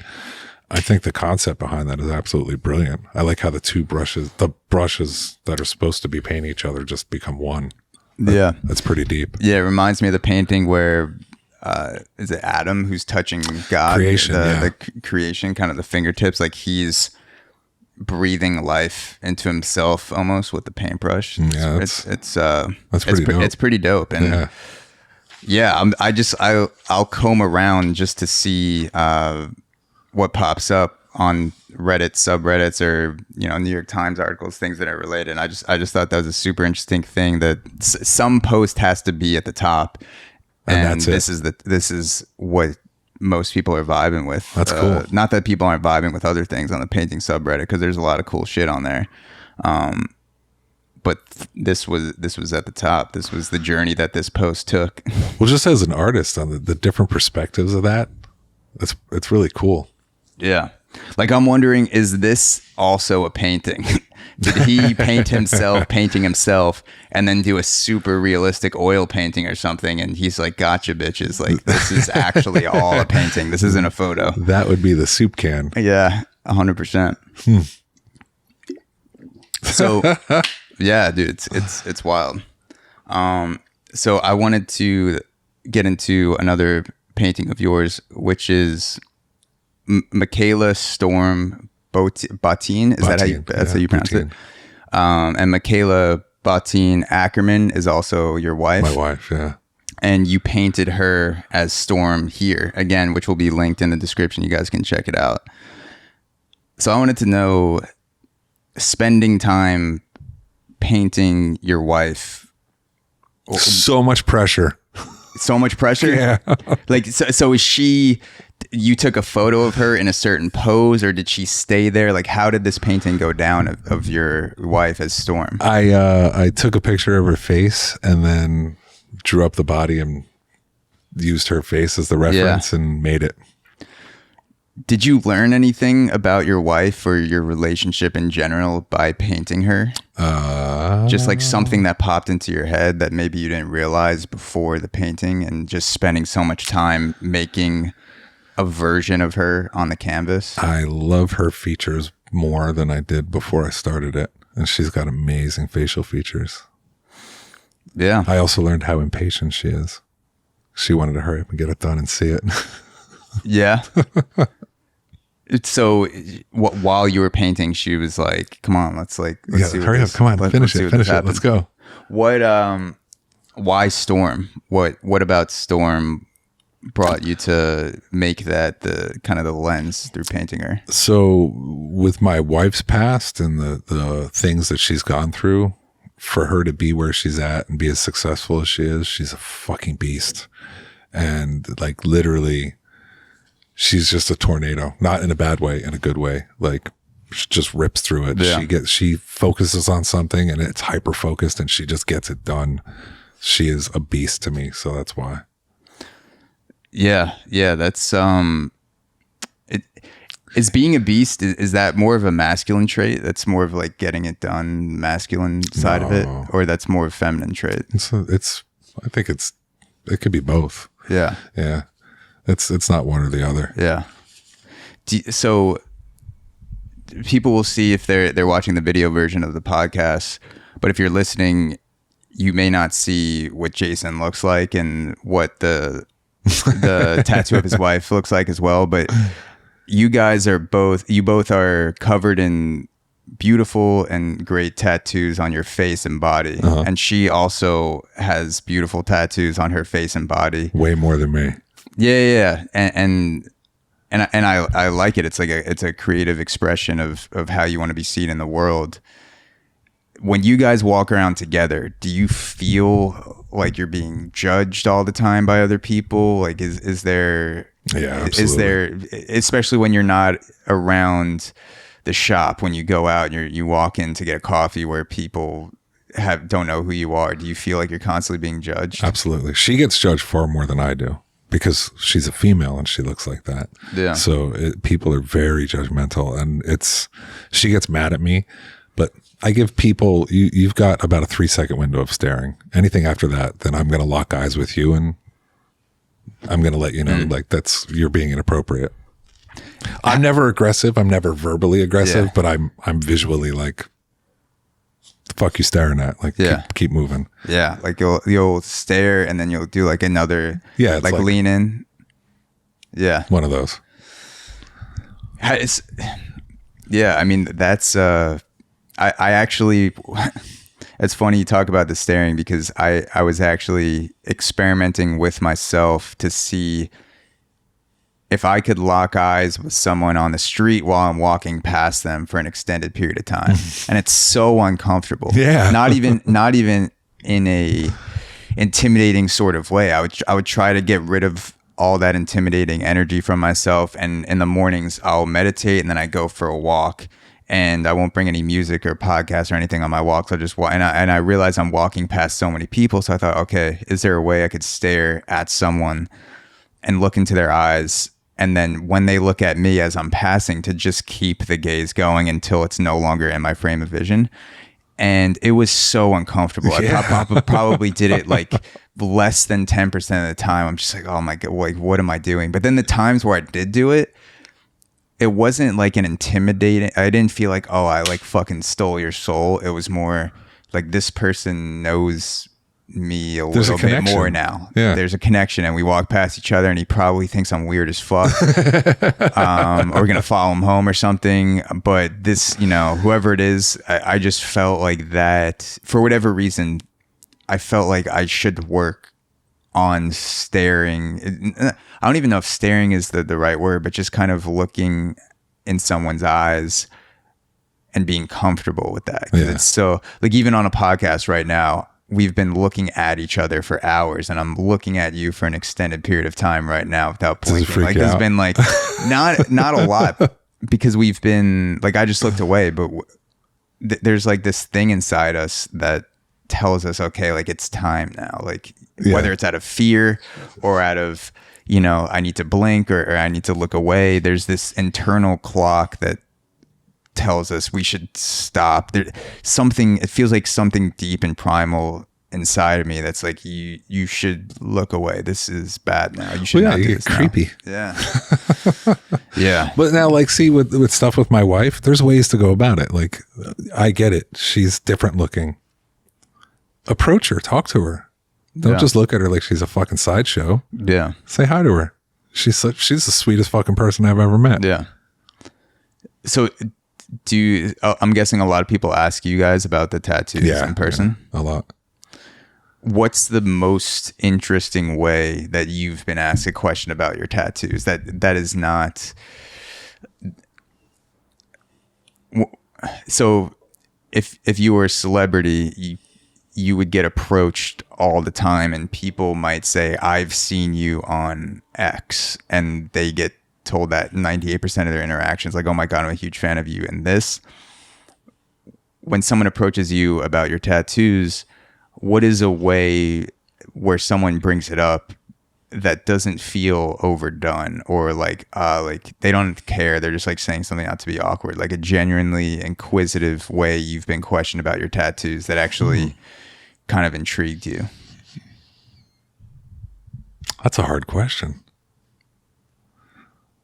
If it would make you more comfortable, you could stare into my eyes while you think about it. So my wife, because she's got her eyes tattooed, people always ask about that. Like, is that real? Are you wearing contacts? For me, I'm covered, but I'm kind of average, so I don't think people...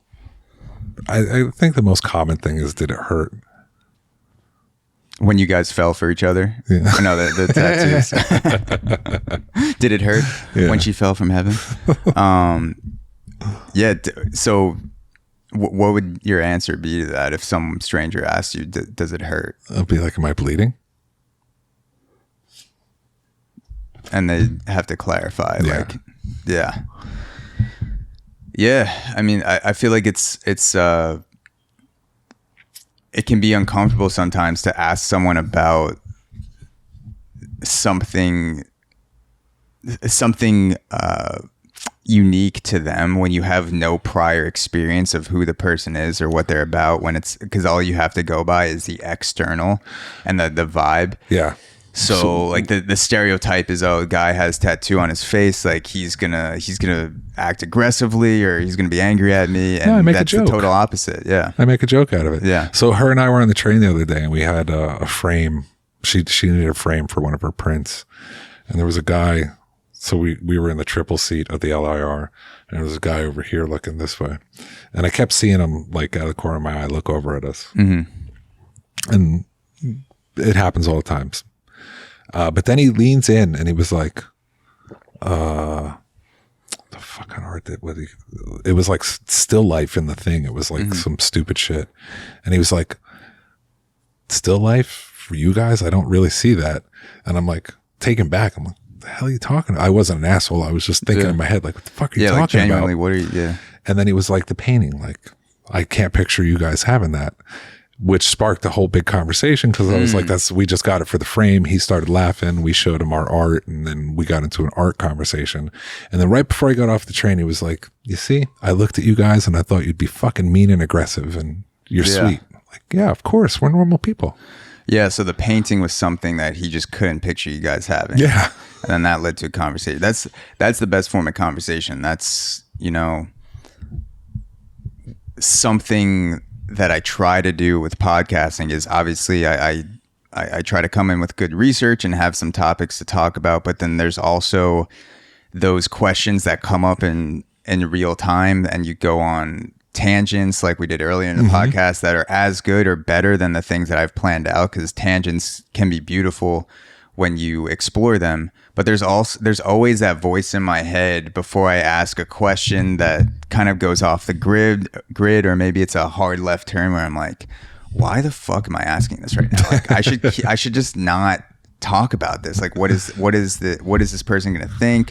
Are they gonna and they've agreed to come and speak to me, so they know they're gonna have to talk about shit, whatever it is. And guests are always free to say, like, I don't want to get into that. But even so, the voice in my head always goes, do I really need to ask this right now? I shouldn't ask it in this way or whatever, what happens. And so I guess it's something, seems like similar to whatever that guy was feeling, where before he asked that question, maybe he was like, well, what if this goes absolutely horrible? What if I ask him still life, and he's just like, what the fuck did you just say, bro? My fucking still life.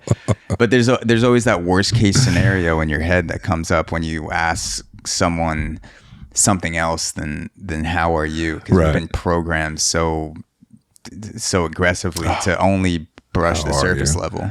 How are you? I'm great. People don't really care. Yeah. You shock people by telling them how you really are. Yeah. Make them uncomfortable. Can I use your bathroom? 100%. Speaking of conversation and time traveling, someone who we both listen to is Joe Rogan. Yes. We were talking about a little bit before the podcast that we're both fans of Joe Rogan. And have you been following the whole controversy with him and Neil Young and Spotify pulling down the music? So for people who aren't familiar with what's going on, the best synopsis of this will be to put in Joe Rogan and Neil Young in a search engine and read the whole thing through. But basically, Neil Young did not like or does not like the conversations that Joe Rogan is having, specifically around the vaccines, and views them as misinformation. And Neil Young asked Spotify to choose between himself and Joe Rogan. And he said, if you don't take Joe Rogan's conversations down, specifically, I believe it was the ones with Dr. Peter McCullough and Dr. Robert Malone. Dr. Peter McCullough is the most published scientist and doctor in his field, which is cardiology. So he he has some views that people within the virology community feel are very obscure and wrong. And Dr. Robert Malone is partially responsible for inventing the mRNA vaccine technology. And he also got banned from Twitter, and Joe Rogan had him on. But long story short, Neil Young said, it's either these conversations or me. Pull me down if you're not going to take the conversations down. And Spotify just gave Joe Rogan $100 million to be on Spotify for 3 years. So, and I believe they honestly have Joe Rogan's back to let him navigate the conversations however they want to, because according to him, that was part of the contract. They don't control who he's talking to. And so they said, sorry, Neil Young, we'll pull your shit down. And then some other music artists have followed. Joni Mitchell is one of them. And so I wanted to just get your thoughts to start out on this whole Joe Rogan Spotify controversy, debacle, whatever you want to call it, in terms of censorship and what we're allowed and not allowed to talk about. That's called fascism. When it's dictated what we're allowed to say and not allowed to say, when people are banned from social media, from speaking an opinion that's not of the popular set of sheep, and they're banned for that, it's called fascism. When you're not allowed to put anything that goes against what, good sheep are supposed to follow on YouTube, and you're banned for that for life, and you're not allowed to make an income because your opinions are different. Yeah, it's called fascism. I think it's very sad that our country has gotten to a state where, somebody like Joe Rogan, who doesn't spread misinformation, who goes by true science, who talks to the experts in the field and doesn't listen to what Fauci says or, our government, which, people wake up. Governments lie to us. If you don't know about it, and this isn't a vaccination. I do have my shots. I will refuse to get the booster shot. Yeah, me too. I'm in the same boat. It's not a vaccine. Vaccinated and recovered. So yeah, it's not a vaccine. I'm like, why do I need the booster? It's a fucking flu shot. A vaccine is a one-time thing. It's gone. This is a flu shot, and it doesn't work. I'm sorry, I got COVID and I'm vaccinated. A vaccine prevents you from getting it. Yeah. And now like, oh, you and they said it to, the Gupta said it to Rogan, like, oh, well, you've gotten COVID. Why don't you get vaccinated now? What's the point? My body's immunity is far better than any vaccination you're going to give me. Listen, if you have a differing opinion, that's the beauty of this country. You're allowed to say it, whether people like it or not. That's the beauty of the First Amendment. The First Amendment is not for people it's not for the masses. It's for that one person that has a differing opinion. And that's what amazing things from this country have started, from people having different opinions. Yeah. Yeah. My unexpert view on the vaccine, which is exactly what it is. I have the same understanding on vaccines that I do DMT, like reading the headlines and listening to podcasts about it. I am, from what I've read and from the conversations that I've listened to with Joe Rogan and other podcasters, other scientists and experts in their field and virology, the vaccine seems like it's a good idea for most people to take, not disregarding immunity from recovery. There's a lot of research that shows that your immunity from taking the vaccine far outweighs the immunity from being vaccinated, even with the booster. Yes. And so for my stance is I'm for the vaccine, but I'm against mandates. So I know based on my own research that the vaccine has a lot of positive effects, and it's separate from, if you stripped away the vaccine from Pfizer, from Moderna, from Johnson, whoever's putting it out, if you just took in account the technology from the vaccine, it's an amazing piece of technology that has saved a lot of people's lives. And I also don't think that people should have it forced upon them or coerced in some fascist fashion to not be able to live as a human being in society unless you take it. So I'm for the vaccine, but I'm against forcing or mandating people, basically making it impossible for you to do the things you want to do unless you take the vaccine. I think people should be able to make their own medical decisions. Choice. Yeah. So this is an argument. Like, again, I'm vaccinated. However, I'm given the same information somebody else is giving. We make educated choices on what's best for us. Before I got vaccinated, I was getting told by people from that side of the aisle that if I'm not vaccinated, then I'm anti-American and I'm not doing my part. Go fuck yourself. Yeah. Have you ever heard of the Tuskegee experiment? Yeah, I did a podcast on it actually with my brothers. Actually, did a deep dive on the Tuskegee syphilis experiment. Yeah, that's our fucking government. It's lovely. They do fucked up shit. So why am I going to trust blindly that they're not injecting me with something that's fucked up just to see what happens? No, yeah. I mean, I've seen a lot of people talking about the lower rates of people that are vaccinated who are black. The percentage of people who are unvaccinated in the black community is, from the last time I saw, is much lower than people who are white or of other races to get vaccinated. Mm-hmm. People, for whatever reason, who are black are not taking the vaccine in as high of a rate. And having looked into the Tuskegee experiment for a week straight and then doing a podcast on it, which again does not mean I'm an expert, but I can talk about some of the basic principles of that experiment. You had people that were green stamped by the government to experiment knowingly on black people against their consent, which ultimately led to hundreds of people dying and then thousands of people who are family members and friends being affected by the decisions of the government and quote unquote doctors and experts and scientists. So right.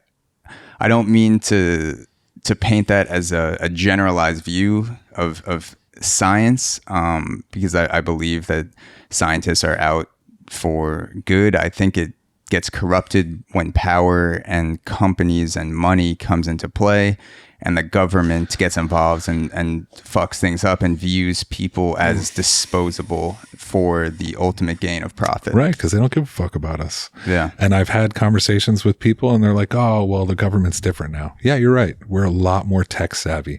We're a lot smarter than we were back then. So they can hide shit a lot better than they did back then. Listen, I'm not saying don't get vaccinated. That's the beauty of this country. You're free to do what you want. We can have differing opinions, and I'm not going to, you're not attacking me if you don't think how I think. It's okay. It's beautiful to have that ability to have a conversation and get new ideas. So that's what made our country amazing.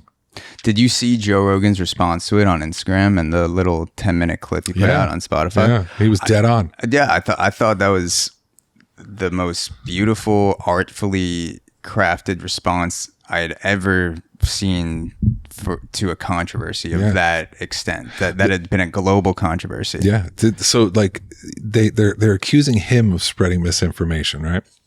Okay, you're entitled to your opinion again, but what about CNN? CNN spreading, the first ones to start spreading that ivermectin is a horse tranquilizer and like putting out there that that's what he's taking. Like, no, one of the doctors that you mentioned got the Nobel Peace Prize for that drug because it helps kill viral loads. Yeah. It's an amazing drug. Billions of people have taken it. Yeah. And it has a very low toxicity level. Yeah. And then, so he had Gupta, I can't remember his Sanjay Gupta, he had him on there, and he got him to admit that, CNN lied, and that if you've already had COVID vaccination or getting the vaccination, your immunity, your own body's immunity is better. He got that guy to admit it on his show.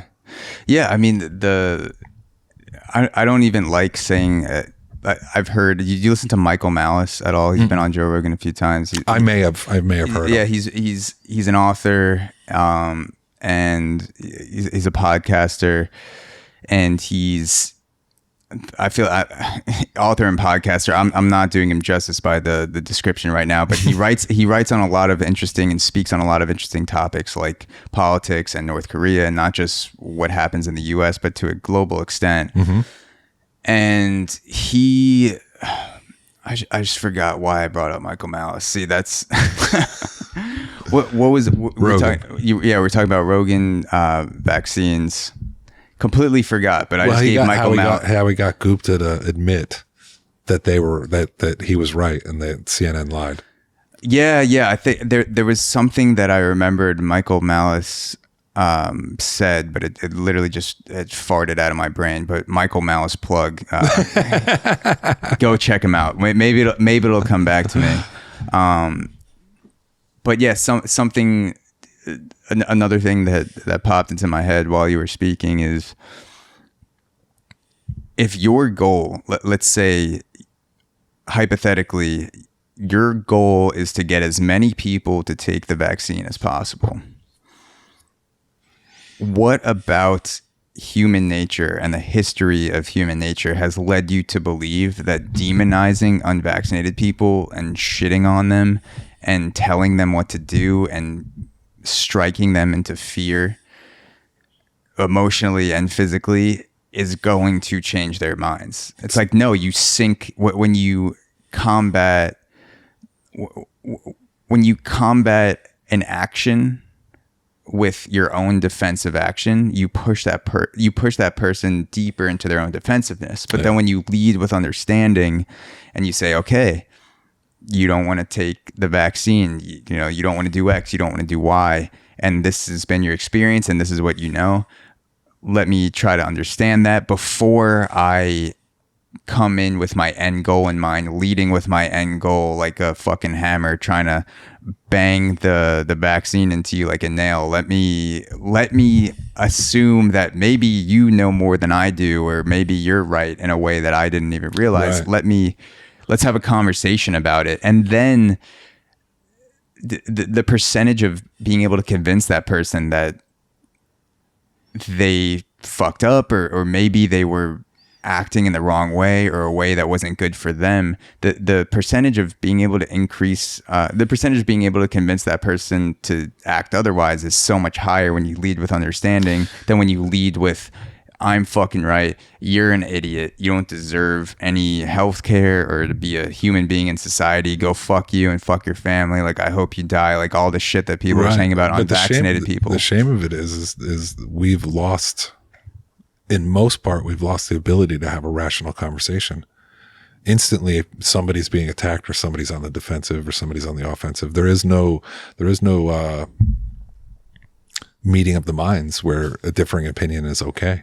Yeah, it's going. Yeah, dude, fascism. Yeah, and this is going to come off as basically sucking Joe Rogan's cock, and I'm a huge fan of Joe Rogan, and people know this on the podcast, but I genuinely thought that his response, this 10-minute clip that he put out about this controversy, where he led with his understanding and the way that he's been doing things, mm-hmm. and how he's been going about his job as a podcaster. He led with that first.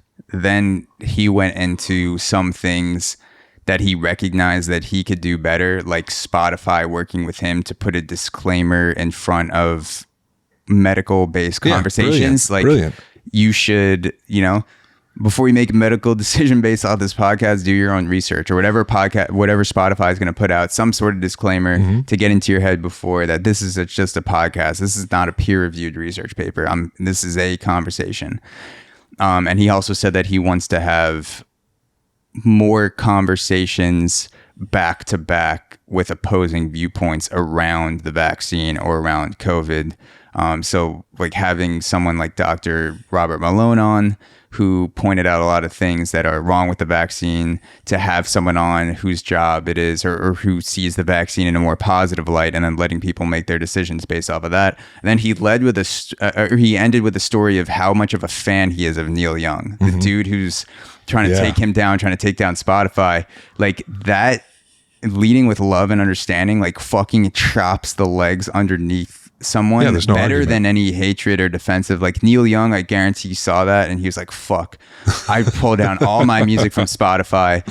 I like this guy. Like he I wouldn't put it past Joe Rogan to have Neil Young on the fucking podcast next month and just be like, hey, what's up, buddy? Yeah. Like, I fucking love your music. Dude, it's nuts. So like I just got Sirius XM for the first time in a long time, and I started listening to Howard Stern again, and I haven't listened to him in fucking years. And I'm listening to him and I'm like, what the fuck happened to him?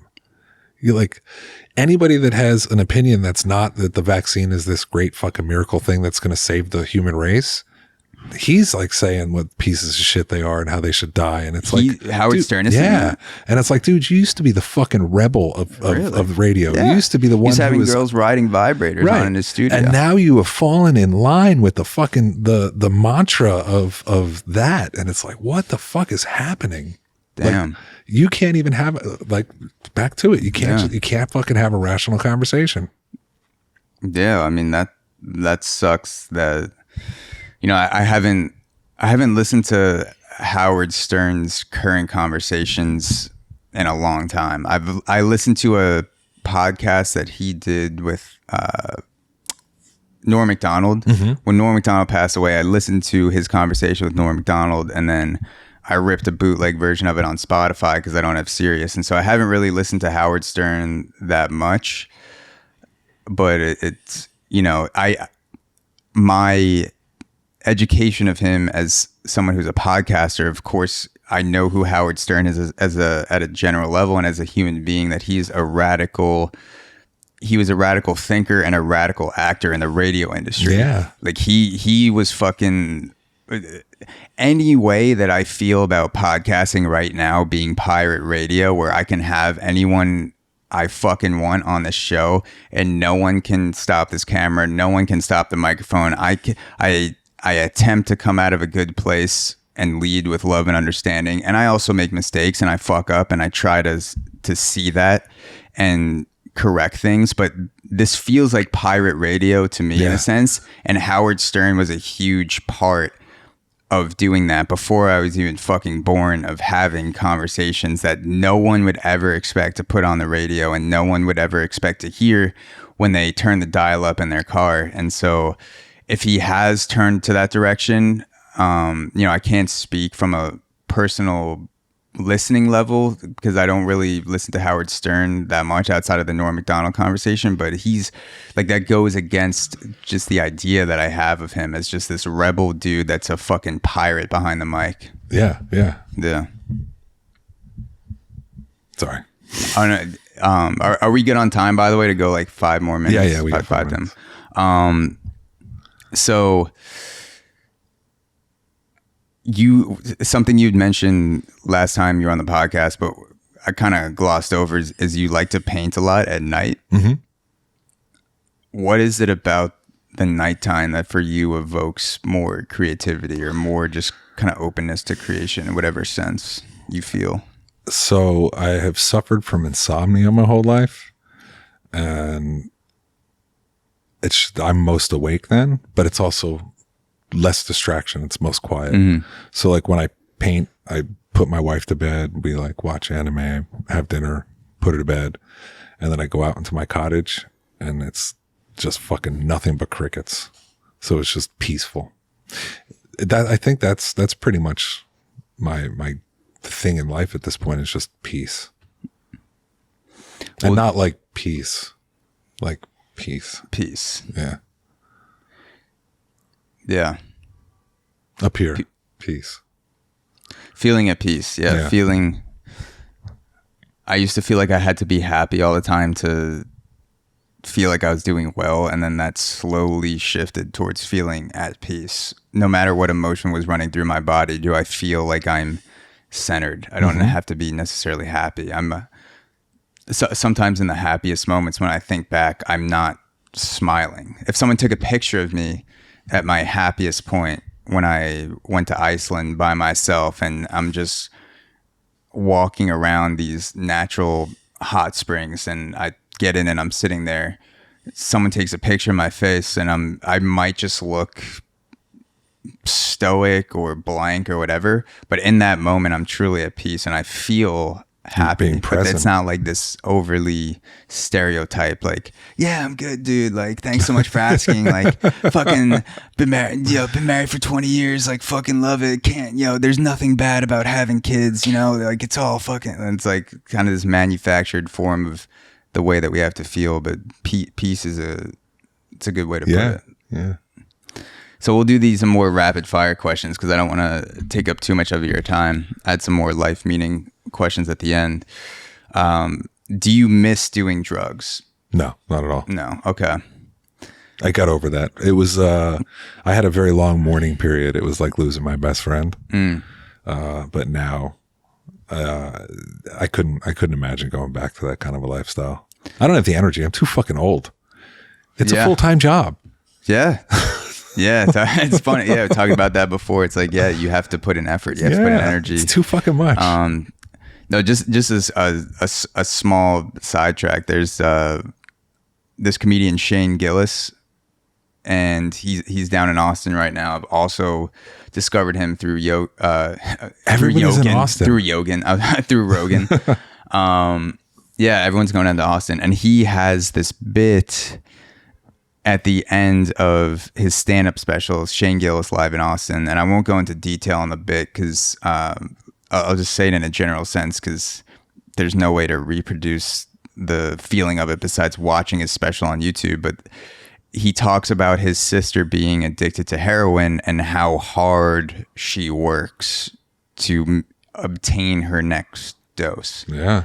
And it's very it was very funny and eye-opening, and you could tell he's talking from a place of living and loving a heroin addict, and it was very cool. Hard. And to see him like get over that, or not get over it, but just like be able to talk about it openly and honestly is real very quick. cool. It's funny. There were times where it being clean that I've thought to myself, I had more fucking money when I was getting high than I did being sober, because there was always an angle. There was always something, but you're fucking constantly hustling to get money. It's literally, you wake up, you got to find money. Yeah.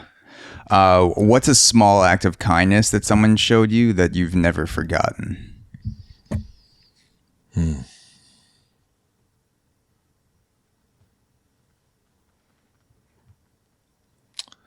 A small act of kindness. People are just rude. No, I'm kidding. Yeah. He was rude, but in a nice way. Yeah. I never forgot that guy. He spat in my face, but he did it with love. At this point, it could just be an empathetic smile when needed. Yeah. It's simple. It doesn't take much. I think the most profound thing was the gentleman that his wife taught me how to tattoo by trusting me, like even after I fucked up, to bring me back on and continue my apprenticeship. That was probably the nicest thing anybody's ever done. So we'll end off with this.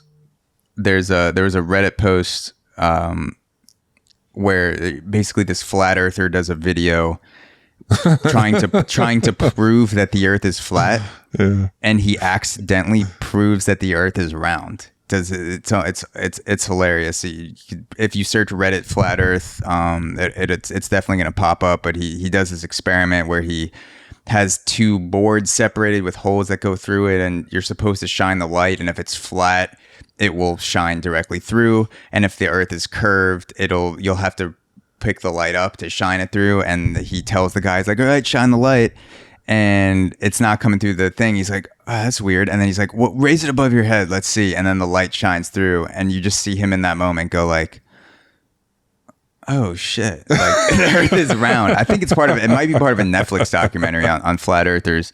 So I wanted to know for you, what's a belief that you've had that you'd never thought you'd change, but for whatever reason you ended up changing your thinking on that certain thing? Could be a small thing, could be something existential. The first thing that came to mind was my resentments. I thought that they were like a security blanket and I would never want to get rid of them. My anger and all that. And like, holding on to the beliefs that I've been wronged by people when it was me doing it to myself. I think that's the biggest thing that I've realized with that. That's a good place to end off. resentments, getting over something that I am still and always will be working on. Stories, yeah. Well, thank you, Jay. I'm sorry. Yeah, no, go ahead. That's the thing. Like my wife, prime example. I would personalize everything that was going on, and like, if she was mad, I did something wrong. How do I fix this? Because I would start creating a narrative in my head as to what she's thinking or why she's thinking it, which would spiral into this whole bullshit thing that I would believe, which would create more of a tension or more distance or more of a fight. And now I don't do that. Stories are gone. Fuck the story. Yeah. I just hold space. If she's going nutty or having an issue or whatever it is, and it's not mine, I don't hold on to it anymore. Yeah. I let her deal with it, but I hold space for her. Well, thank you, Jason Ackerman, for coming on the podcast. I've taken up too much of your time. It went fast. Yeah, I'm like 2 hours and 14 minutes looking at the timer. I think I started the recorder before then, so that's a sign of a good conversation. Let me take up a little bit more of your time to have you plug everything, where people can follow you, where they can buy your paintings, check out everything that is Jason Ackerman. Jason Ackerman Art on Instagram, Soho Inc. on Instagram, the Jason Jason Ackerman Art. 2 E's. Or the Jason Ackerman at .com. That's my website.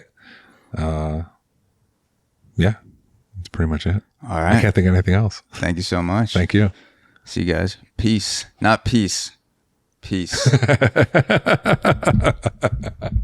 Hey guys, this is a quick reminder to check out Auxoro Premium, the best deal in premium podcasting. On Auxoro Premium, you gain access to bonus episodes, the unlicensed therapy series, the ability to submit topic suggestions for the podcast, exclusive Ask Me Anything episodes, and the entire premium catalog for only $5 per month. Go to auxoro.supercast.com, that's AUXORO.supercast.com, to join the premium gang today.